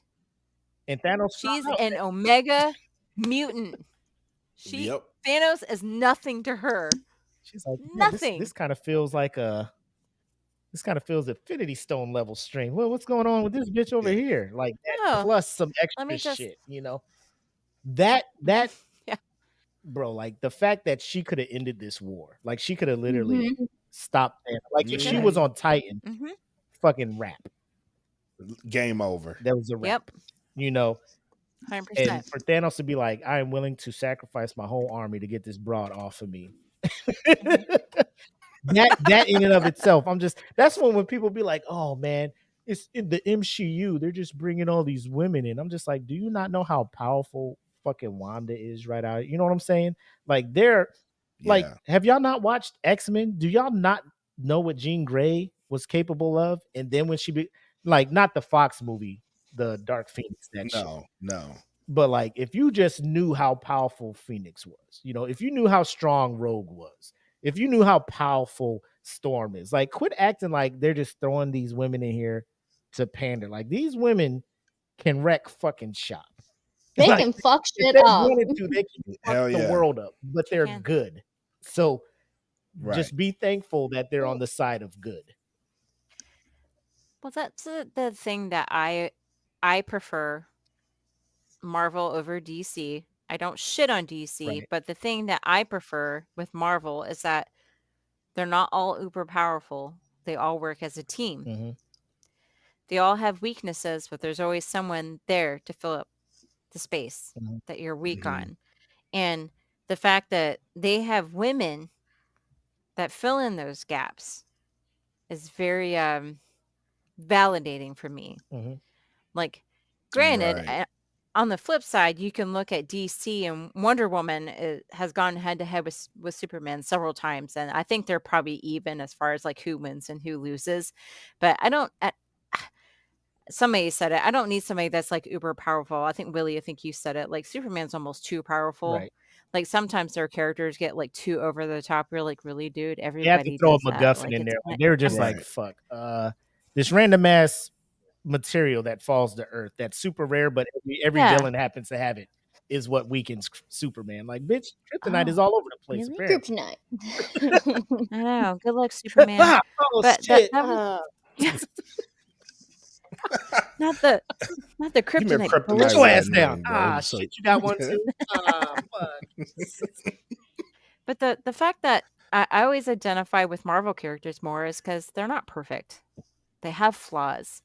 They have Right. things that I identify and I see in myself, but you have a teammate, whereas, I have friends that whereas I'm weak somewhere, not to get like all heavy and shit, but they lift me up where I'm weak. And I think that's why Captain America, again, to come full circle, is he sees that in people, and he that's how he knows how to make a good strategy, because he knows what you're good at, he knows what you're not good at, and he knows how to formulate a plan and an assault based on that, and that's what makes a good leader. It's Yep. called CRM, crew risk management. Uh-oh. Right? Oh shit. There's a whole lesson on it. It's in the syllabus. Same. But yeah, 100% ditto to Jen, to piggyback off of Jen. 100% facts that, like, it's really great to see the humanized factor in superheroes, and to realize that they mess up too. Mm-hmm. Yeah. I think that's why Spider-Man's always been my favorite. Sorry. No. Honorable mention. I just thought about that for Goosebump Moments. The Yeah. first Avengers movie, when you get that first camera pan around them, when they're, all, and like Black Widow In New York? her Yeah. Yeah. Yeah. Hulk And they roars, have those like they're large playing things. the Avenger theme, and I'm just like, oh, superhero fucking orgasm. Like, because they had the opportunity to do this before with X-Men, like fighting as a team, your Yep. superpowers. You never saw that. Like, when they were fighting and Iron Man was shooting his blaster, and then he shot it at Captain America, who used his shield to reflect it around. And then I'm just like, look at the fucking combos and the teamwork off the rip. Like, they just looked at each other, and like, he looked at Captain America and shot a fucking laser at him, because he knew Captain America was going to put that shield up and deflect the laser around it. I'm just like, this is a team. Like, we're watching X-Men, X2, X3. You got none of that. None of the teamwork. They're in the danger room for like 8 hours practicing, and you never see the team aspect of the X-Men. So that's why when So- Avengers True. dropped and you saw, That. look at this superhero team doing superhero team shit.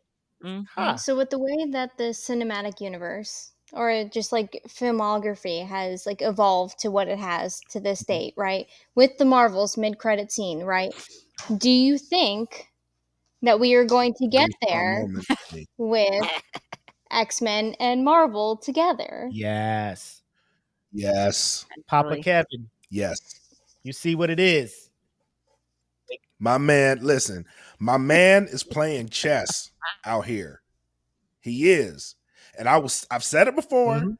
and I'm gonna say it again, loud and clear, so we're clear, so there's no issues. James Gunn could fucking never. Don't get it in your mind that it's gonna happen. He can fucking never. I'll The man is out here playing. He's playing a long I'm game, gonna bro. give He's him a been playing that chance. shit for 10 You got to years. give James a chance. I need to see what he does. Nah. I need Nah. to see what he does. Nah. Is it? Listen, this is where I'm at. If you're going into a James Gunn relaunch DCU and your expectations are anywhere above, give me a decent movie, you're fucking up. You're True. fucking up. You got to go in with low expect. This is how I handle life, ladies and gentlemen. Expect the worst. That way, when the worst happens, you're like, I figured. Yeah, I But guessed it. But when it's better, You you're just pleasantly surprised. Oh shit! All right, that was what's up. You know, the first James Gunn movie, I'm gonna go watch it in theaters. Like everything else that's Me coming too. out, I'll give it a chance. it's anything DCU now or it's straight. I'm waiting till HBO Max. James Gunn has it because I like Peacemaker. Mm. I like what he's doing with that. Like Peacemaker was good. I love the Peacemaker. So we'll see what happens. Superman Legacies. The cast looks good. I'm gonna give it a shot. Again, Superman is not my cup of tea. If Jedi was here, he'd probably have a conniption because that's his boy. But my thing is, Batman is being done right. Batman is my favorite DC comic hero. Is this version of the Batman gonna be in his No, version of DC? Then fuck Rob it. Pattinson is the director already said this shit is its own thing. Like he has the trilogy. Oh. He's working that. James Gunn is doing some other shit right now. So a new Batman? Okay. Another one? I don't know if he's relaunching you. Batman. Like that's his plan. I don't know how he's going to do it because the Batman that we got with this last movie is what I want. The detective aspect, Yes. the gritty 100%. hand-to-hand combat, the him putting fear into it, like that's what I want. I loved it. The Riddler. See, Oh my god. Well Perfect. done. perfect. I am scared because Yes. when I saw the Joker silhouette, I'm like, please, there's so many other rogues in Gotham. You guys did a show about it. The Queens, like, there's so many other villains you can. Yeah. I would love to see. Give I would love to see. me Hush. Hush is dope. Mr. Freeze is probably after the Joker, probably my favorite. Give me Mr. favorite because I can get behind you. I'm Yes. just like I'm trying to save my wife. Y'all out of here won't let me save Yep. my wife. I'm gonna kill everybody till I save my wife. Mm-hmm. Freeze. He on that Star-Lord shit. You know what I'm I get saying? They're that. coming out with the Oh. Joker too. I don't know if you guys saw it, but EJ was actually talking about I'm not it. really excited about I it. love Okay. I love Joaquin Phoenix in the first Joker. I liked Mm-hmm. because Mm. I'm the type of person, and if Rob was here, you know, he's 100% against it. He's true to the comics. He wants that. Jedi is the same way. I tried to tell him. I'm just like, I'm all for retelling stories because one, these are fiction, right? Like Joker's not a fucking autobiography. So just tell it in There's a way. no origin in a way. actual story of Joker. Tell There's it no in a- origin story. Right. Like, Tell it in a way Right. that can appeal to, and the way it was written, like that's why it won Academy Awards. I think Joaquin Phoenix won like Best Actor that year.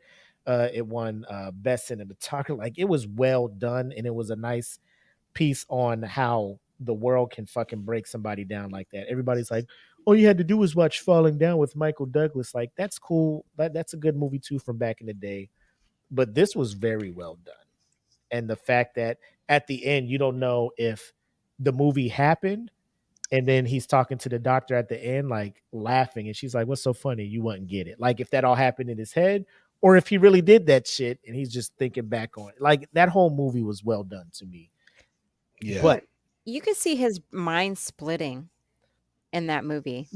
Like you're I thought rooting that's what for was him. interesting about it. Like when you can saw root it. for the villain, like the world is Mhm. assholes, Yeah. bro. Fuck them. It's kind of like more like an anti-hero movie, kind of. Yeah, think it's like about this it. is what happens when you push me to that. I already got problems, bro. Like Right.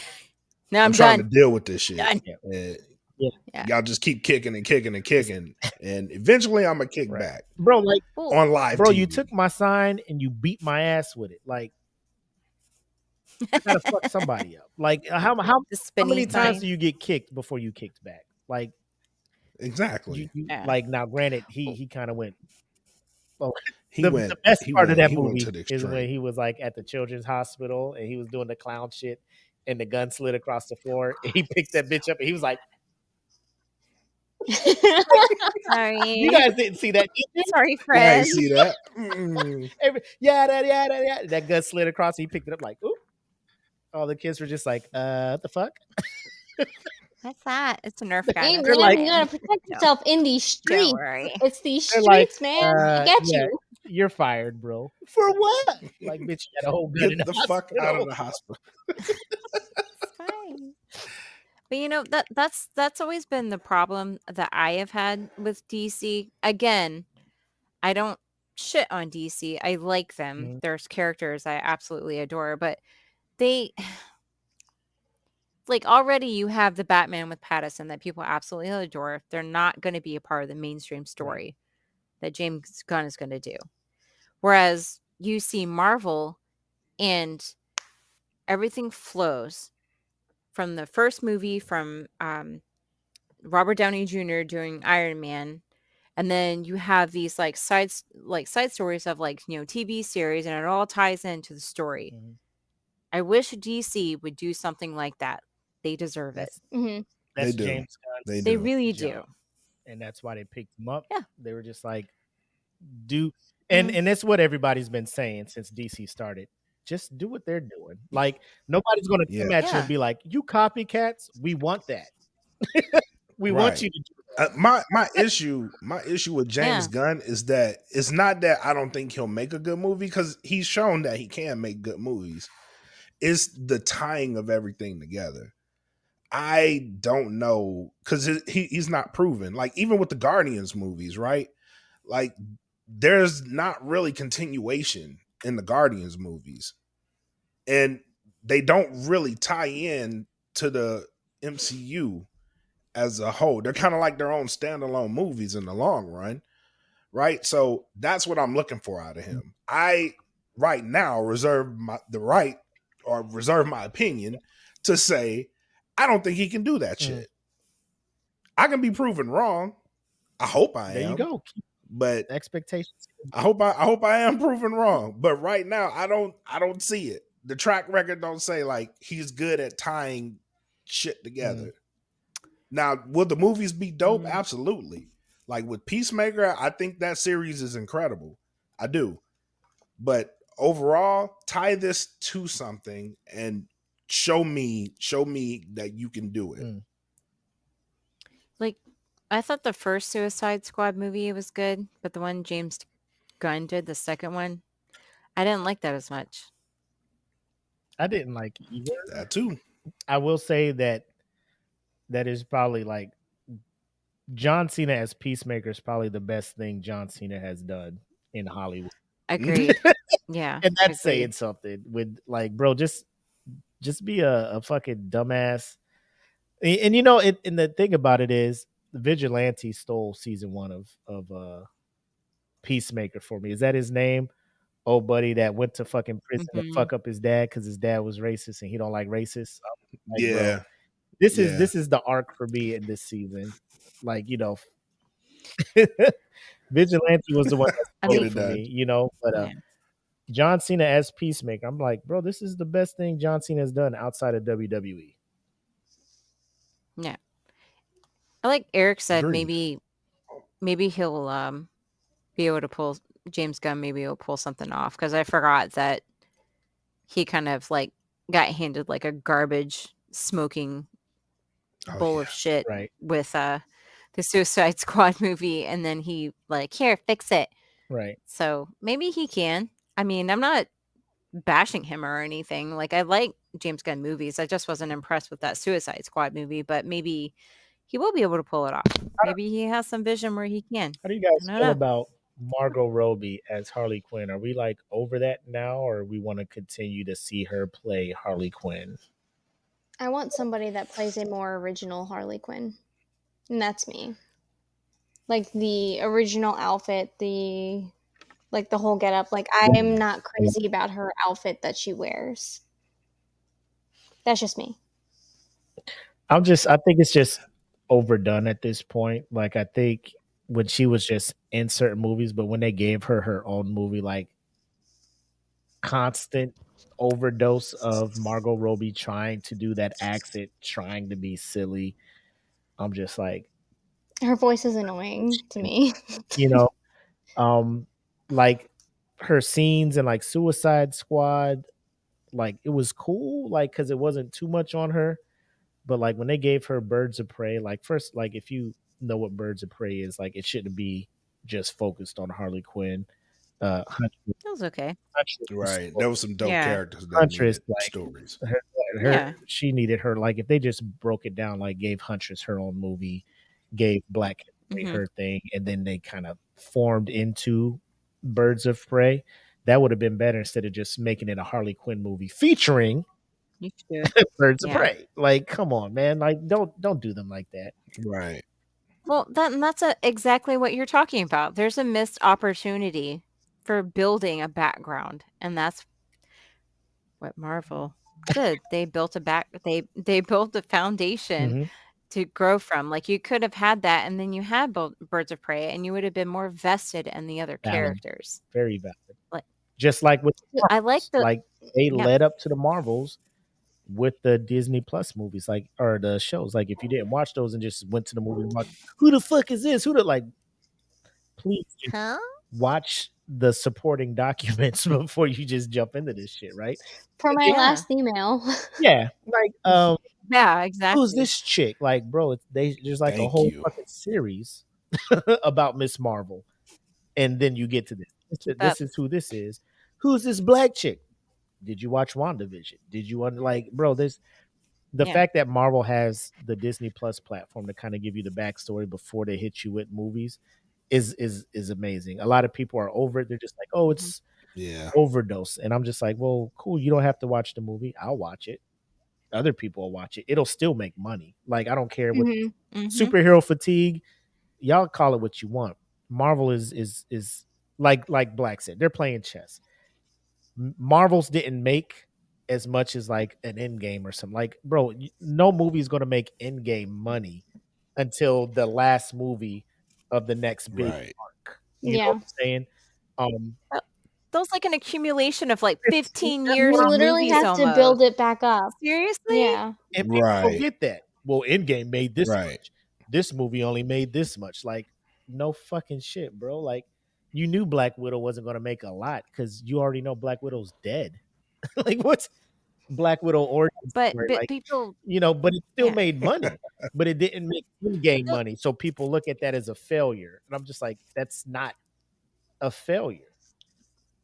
But for me, I really like Black Widow's character. So those people that really like that character really appreciated that movie. Right.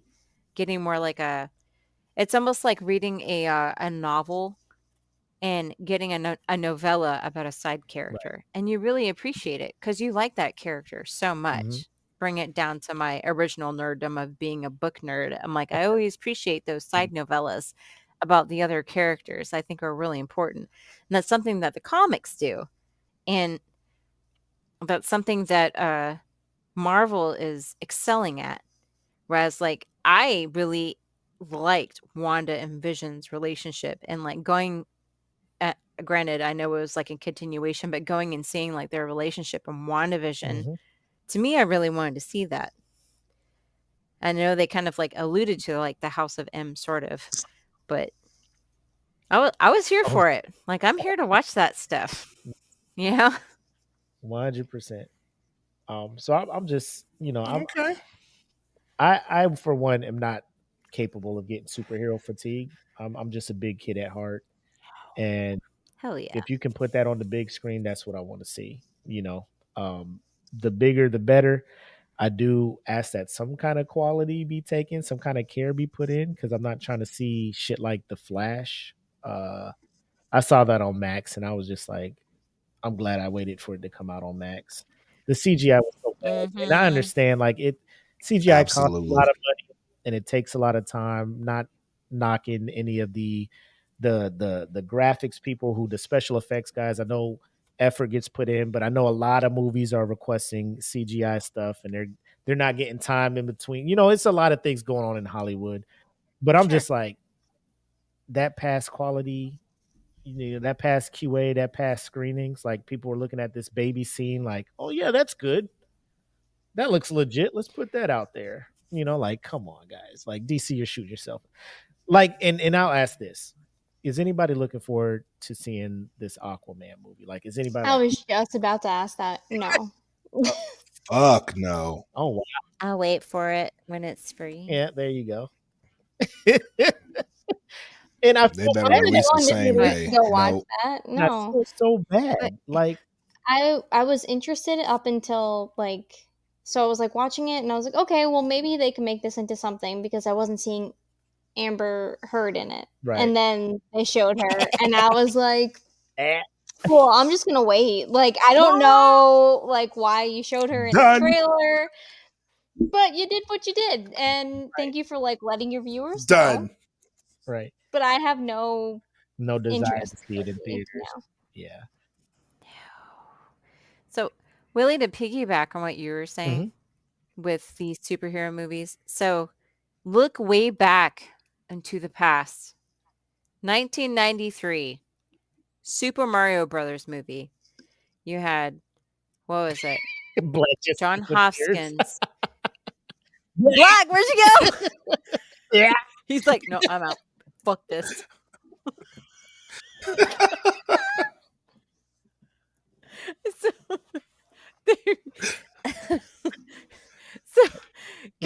Go back to 1993, Super Mario Brothers with John Leguizamo and was it John Hopkins? Or I can't remember his name. Bob playing Mario and Luigi.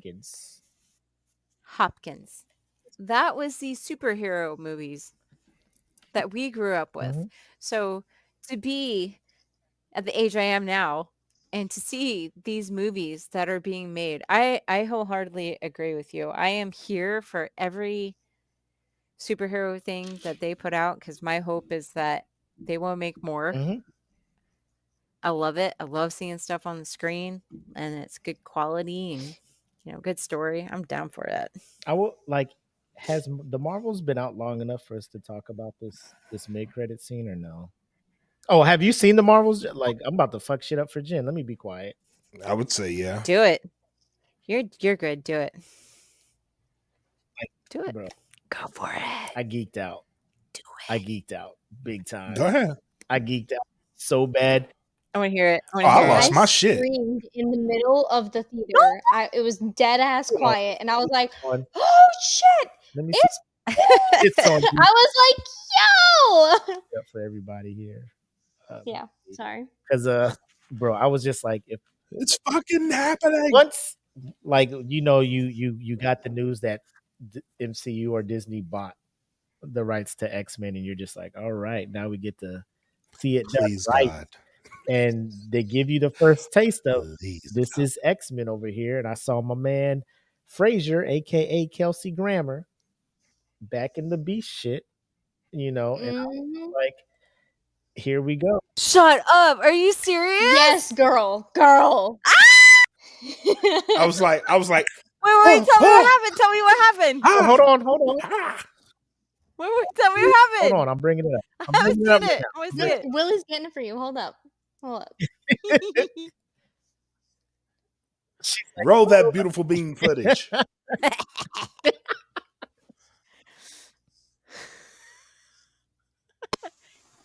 Oh no! Prepare yourself. I can't believe I haven't watched this. I'm dumb. I think this is like somebody trying to break it down, and I want. You just want the screen. I just want the scene. You want the raw footage. Yeah, I just want the scene. It was beautiful. It was magnificent. I know somebody. Literally, AD was sitting right next to me, and I think little girl screamed, and the people all around us were like, "What is she screaming about?" And I'm like, "It's Beast." You don't even fucking know. Learn you something. I was like, have you never watched X-Men? What are you doing right now? Well, it was. I was like that. I was like that during Multiverse of, was it Multiverse of Madness? Or was Early that No Way 2000s. Home? No, it was Multiverse of Madness. When they did the Illuminati and Professor X was there. Jesus Christ, why are you yelling at me, man? Holy shit! Right. Rude. He came in hot. Hold that thought, Black. I want to hear it. Oh my. Aw, bitch.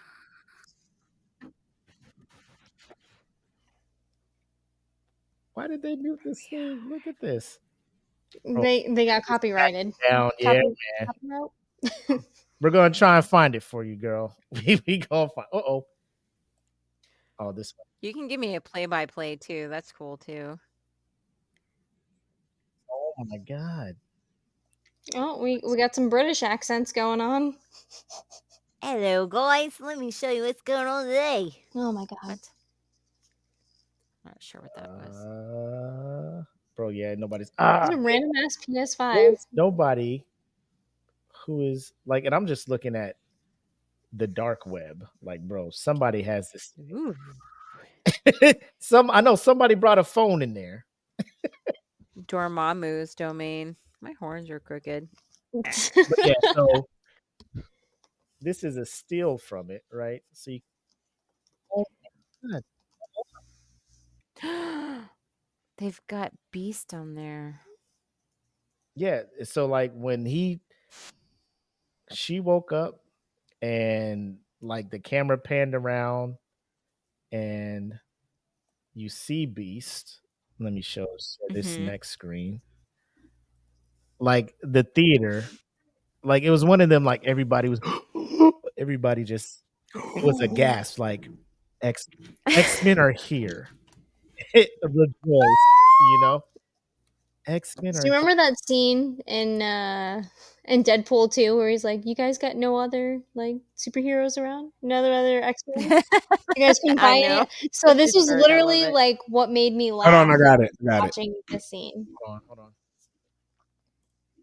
So this was her waking up, and then of course there's your boy, and there's her mom who is playing Binary in the movie. So you actually got the video? Yeah, hold on. All right. Let me make sure this works. Because yeah, I've been trying to find it does, it, and YouTube is pretty, you know, like Disney is no slouch when it comes to finding somebody fucking with their shit. Them and Nintendo, they don't fuck around with no shit, bro. They will be like, and the Scientology. That's what they're at like. all. All right, I got it. Don't come after me. Don't come after me. I said the Scientology. Yes, I don't come after me. Tom Cruise is on his way to your house right now. It's a long drive now. I don't live in Florida anymore. Come on, Tom. Well, he hangs on the side of fucking C-17s. Have you seen Mission Impossible? Like, this man does everything. Oh God, he's such. I'm like, bro, you would have fell. Like, he's just like, your finger strength is not that. Well, bro. Like, you're no ninja warrior, sir. Try to climb up a ledge. Ow. I need a band-aid. The bad guys got away, guys. Like, I'm not hanging here playing. He's wearing flesh tone gloves. All right, gloves. check private chat. Huh? Oh.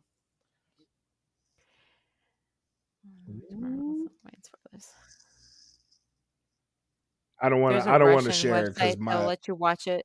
Okay, Eric. Hold on. Me.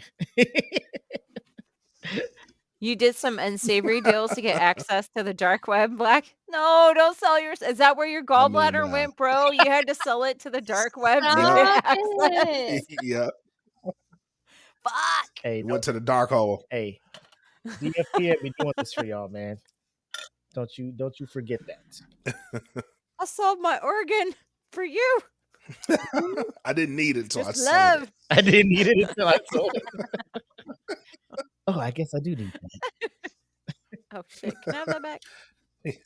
In theory, yeah. All right. Hindsight, I actually with the whole popcorn bag and everything. Here we go. There's a popcorn. Look at that.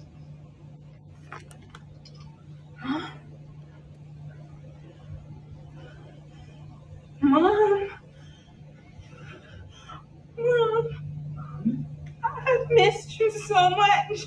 Miss me. I'm so sorry.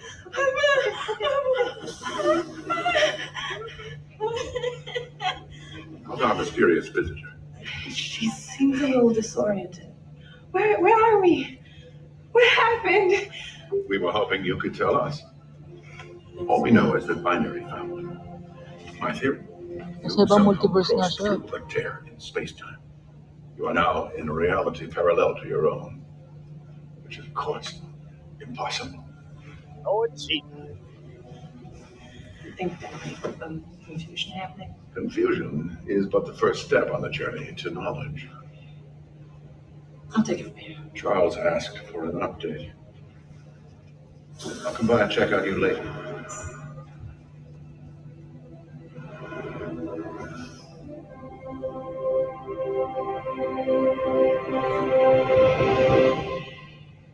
Who are you? Oh, shit. So yeah, Charles is dead. What's going on? not in that universe. Nope, he is alive and thriving. Remember multiverses as you can see- where like people have died, but in the other multiverse, like the people are alive? They still alive. It's like that movie, The One. They just get more powerful. But yes, so when that So- popped off, we were just like, it's like I've seen with my eyes. X-Men are in the MCU now, so Yep, they're in the fucking mansion. It happened. Is where they are. it's a thing. So, do you think it's Patrick Stewart or do you think it's James McAvoy? Charles. Well, that beast What's your gut is tell you? Patrick Stewart, right? Correct me if I'm Yeah. wrong, but that's Huh? Patrick Because Stewart beast. yeah, that's Patrick Stewart. I didn't see it. Kelsey Grammer. And so that's the older I would beast, not not be the upset newer if it one. was James McAvoy because I know Patrick Stewart is up there in age. I don't know if he's Right. tired of doing it. It was great seeing him in Multiverse of The Madness. Multiverse of Madness, yeah. But I don't know. I'd be open to some castings. I know these rumors are going around as far as Fantastic Four recasting and all that, but I don't know how far Mhm. away that is from them putting which I would love a great Fantastic Four movie because we have not had Mhm. Please, Kevin Feige. We had not had it please yet, don't and fuck this up. fight me if you are in here talking about the first two were great. They weren't. There was 3, correct? Because they made a Fantastic Four, a Quicksilver. We don't and mention Punisher. the third one. What are you talking about? There was only 2 Fantastic Four movies. What are you? You're right. You're right. You're What right. movie is she talking about, guys? I don't. We don't do that Shall here. not be named. We do not do It that. shall not be named. Yeah. Sorry. But I it's I digress. we're hitting about 2 hours, so we'll try to wrap this up. I will ask the queens. So we're coming to the end of the year over here over at DFP, and a lot of guys are wrapping this stuff up. A lot of shows are packing it up for the holidays. What do you two ladies have planned for us in the upcoming days, weeks, months? Tay. So tomorrow at 8 p.m. Eastern Standard Time, we do have a Queens of Nerdom episode 7, the Wizarding World Deep Dive. And since I got an okay go from everybody here, we are also going to be doing a What If Season 2 wrap party January 6th. Nice, because the episode listing did drop. So It did. do your homework before tuning into that deep dive or that review, because it's going to be good. So excited to see that. We will be tuned in tomorrow. Twitch, your YouTube, and the Facebook page, correct? Where you're Yes, sir. Mhm. So no excuses for missing this, ladies and gentlemen. No excuses. No. Yep, you got options. I do have a teaser, Ooh, if I may. you may. Ooh, Jen, what you got? So I'm not sure how many Uber nerds are out there, but we have in the works a role-playing game, old school tabletop style, that you're one and only Eric, my better half, is going to EJ be in the house. EJ in the house. He's going to be the dungeon or game master, if you will. Mhm. And there's going to be a lot of fam bam that's going to be playing various parts. So keep an eye out for the ad for that. Hashtag. So that will be I don't have a date yet, but I know it's going to be in January. Mhm. So keep your eyes peeled for that one. That will be more of a series, correct? Yep. Yes, that's going to be a long campaign. Long one. I'm here for it. I'm excited. Me too. As am I. It's my first tabletop RPG, so I can't Same. get into it. Me too. Shout out to Oh. Jen and EJ. They have provided us all with our own very custom die. I have to pick Oh, mine wait. up. I know both Really is. and It's right here. Tay. Yeah, she has mine. So no big deal. I will be playing as a rogue. If you don't know what that is, wake the fuck up. It's probably the best class ever. We wear cloaks, stab people in the back. So. We'll all be on the lookout for you. I'm on I your will be team. the Let's go. Cool. So we got a lot of things, and yeah, EJ's in the back. Shout out to EJ again. My man wrote. I don't think you guys all understand what goes on behind the scenes. Like, it's just not a you pick a character and we start playing. He has created detailed backstories for all of these characters that are in here. And shout out to Rob Gibbons, who will be joining us as well. Yep. He sent me my story. I'm super excited to do it. He did it for everybody. He's even going to the point where he is hiding the stories from his lovely wife, Jen. So she doesn't even know what is going on. He's been doing this since 2003 when we were in Baghdad. He's been creating these games. So 20 years of experience doing this stuff. So you know it's going to be a good time. Make sure to stay with DFPN. Trying to figure out how we're going to broadcast and disseminate this out to the people. But we do want everybody to get a look at this and see how much fun these games can be. Black is back with us. You got any announcements, big picture DFPN wise? Or are you saving that for DFPN news for the Patreon? No, so there'll be more news coming, but tonight is actually my last show of the year, so I'll be packing it in and focusing on making 2024 a fresh start for everybody. Thank everybody for a great 2023. It was an amazing year. Us as a platform, we got a lot done this year. So kudos to the team for everything that you guys did. Mac, you personally, thank you for holding this shit down while I was out. The struggle bus. Yo, no, it's shout out to these two, because when I be up here by myself, they be up here cutting up in the comments, making the shit. Hell yeah! It looks like a solo show, but it's I have co-hosts in the comments acting up. So yeah, it's a team effort, man. But yeah, thank you for holding it together, and thank you guys for coming through tonight. This was awesome, but 2024, I know the Queens have their whole year planned out, which I'm excited to see how y'all execute it. I know No Gimmicks has got we're focusing on Philly for April of next year. WrestleMania is going to be our big thing that we're going to be focusing and working towards. We're starting to get a little traction in the group to have like a meet and greet with everybody that's in the No Gimmicks group, in addition to coming out to the East Coast. So we'll be focusing on that. I know the Breaking Down the Classics, they just worked on their logo intro, which is good shit. Kim's working on her stuff. E. Smitty's working on his stuff. So we got some good stuff coming for 2024. And I'm Pat and Cat coming at you with a new show. Yeah, it's gonna be an interesting year, 2024. So we'll see what happens. A lot of the stuff I'm very, very excited to roll out. And yeah. Super exciting stuff, man. Like, I love to see people succeed and grow in the network. I just love to see it. Y'all are doing the things, and it's just so enticing to watch. Thank you. You're welcome. I agree.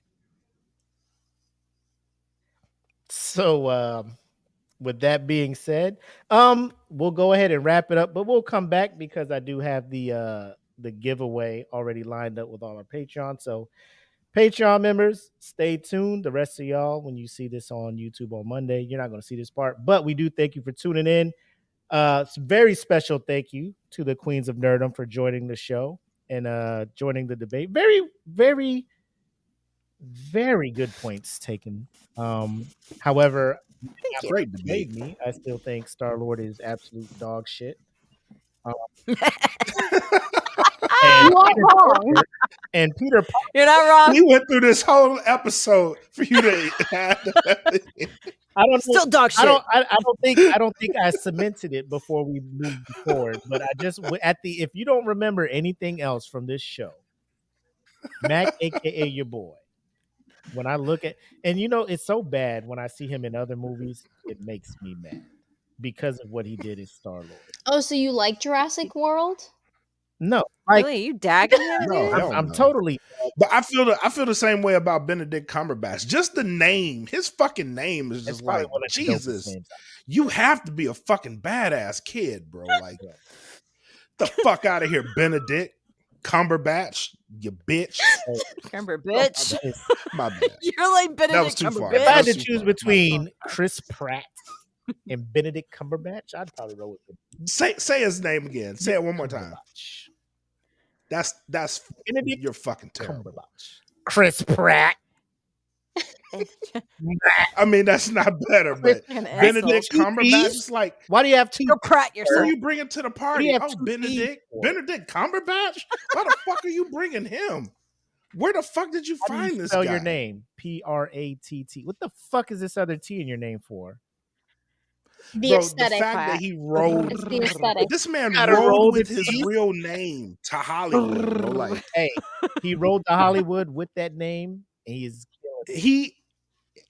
he registered for a SAG card with his real Benedict Cumberbatch. Is he not in movies? Like, bro, you're gonna have to struggle. You're gonna have to struggle for a Is he in while. movies?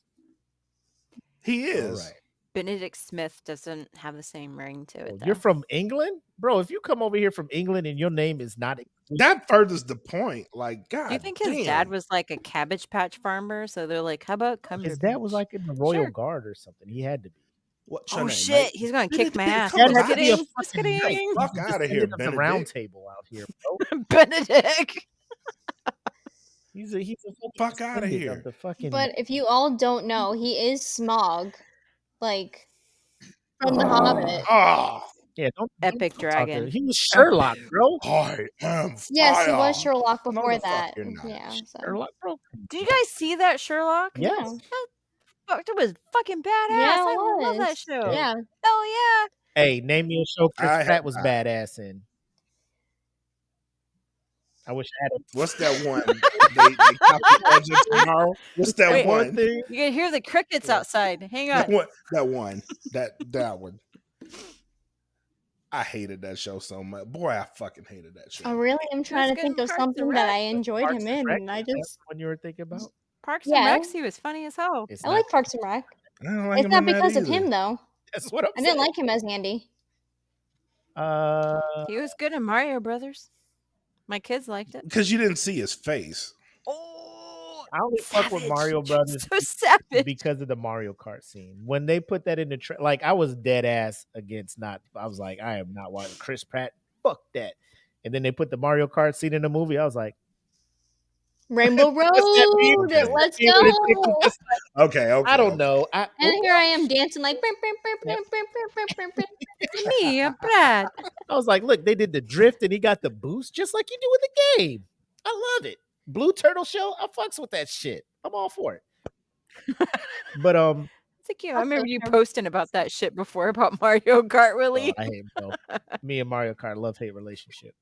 That's the only reason I buy Nintendo systems. It's just like a new Nintendo game. I don't know. Mario Kart 9? Shit. Take my card. Just I'm tired of Nintendo. The first game that we got for the Switch was Mario Kart. Mario Kart 8 Deluxe. You got to do that. Same. You got to do it. Same. It's only right. Mm-hmm. Every time. But yes, thank you, Queens, for stopping by. We don't want to keep you too late because we know you got to get ready for the next show tomorrow and all that stuff. And ladies and gentlemen, this has been episode 123. We bid you farewell till 2024, season 4 finale. As always, I am the homie Mac, aka your boy. This is my homegirl, And I am Tay. And this is my homegirl, Jen. And I am bred like a king. Made us Kelvin Kately. Thank you guys for tuning in. Until next time, have love, make sex, peace. Peace. Welcome to the smoke pit. It's Friday night, come and take a load off. Come sit in the smoke pit, it's time for us to show off. It's been a long week, come relaxing, get some laughs in, and let's talk about these brackets. And while we at it, tell me whose man's is this? Cause I got questions, I'm hoping you can answer it. Get ready, cause you know we gon' talk a lot of shit. It's Mac and Mac, welcome to the smoke pit.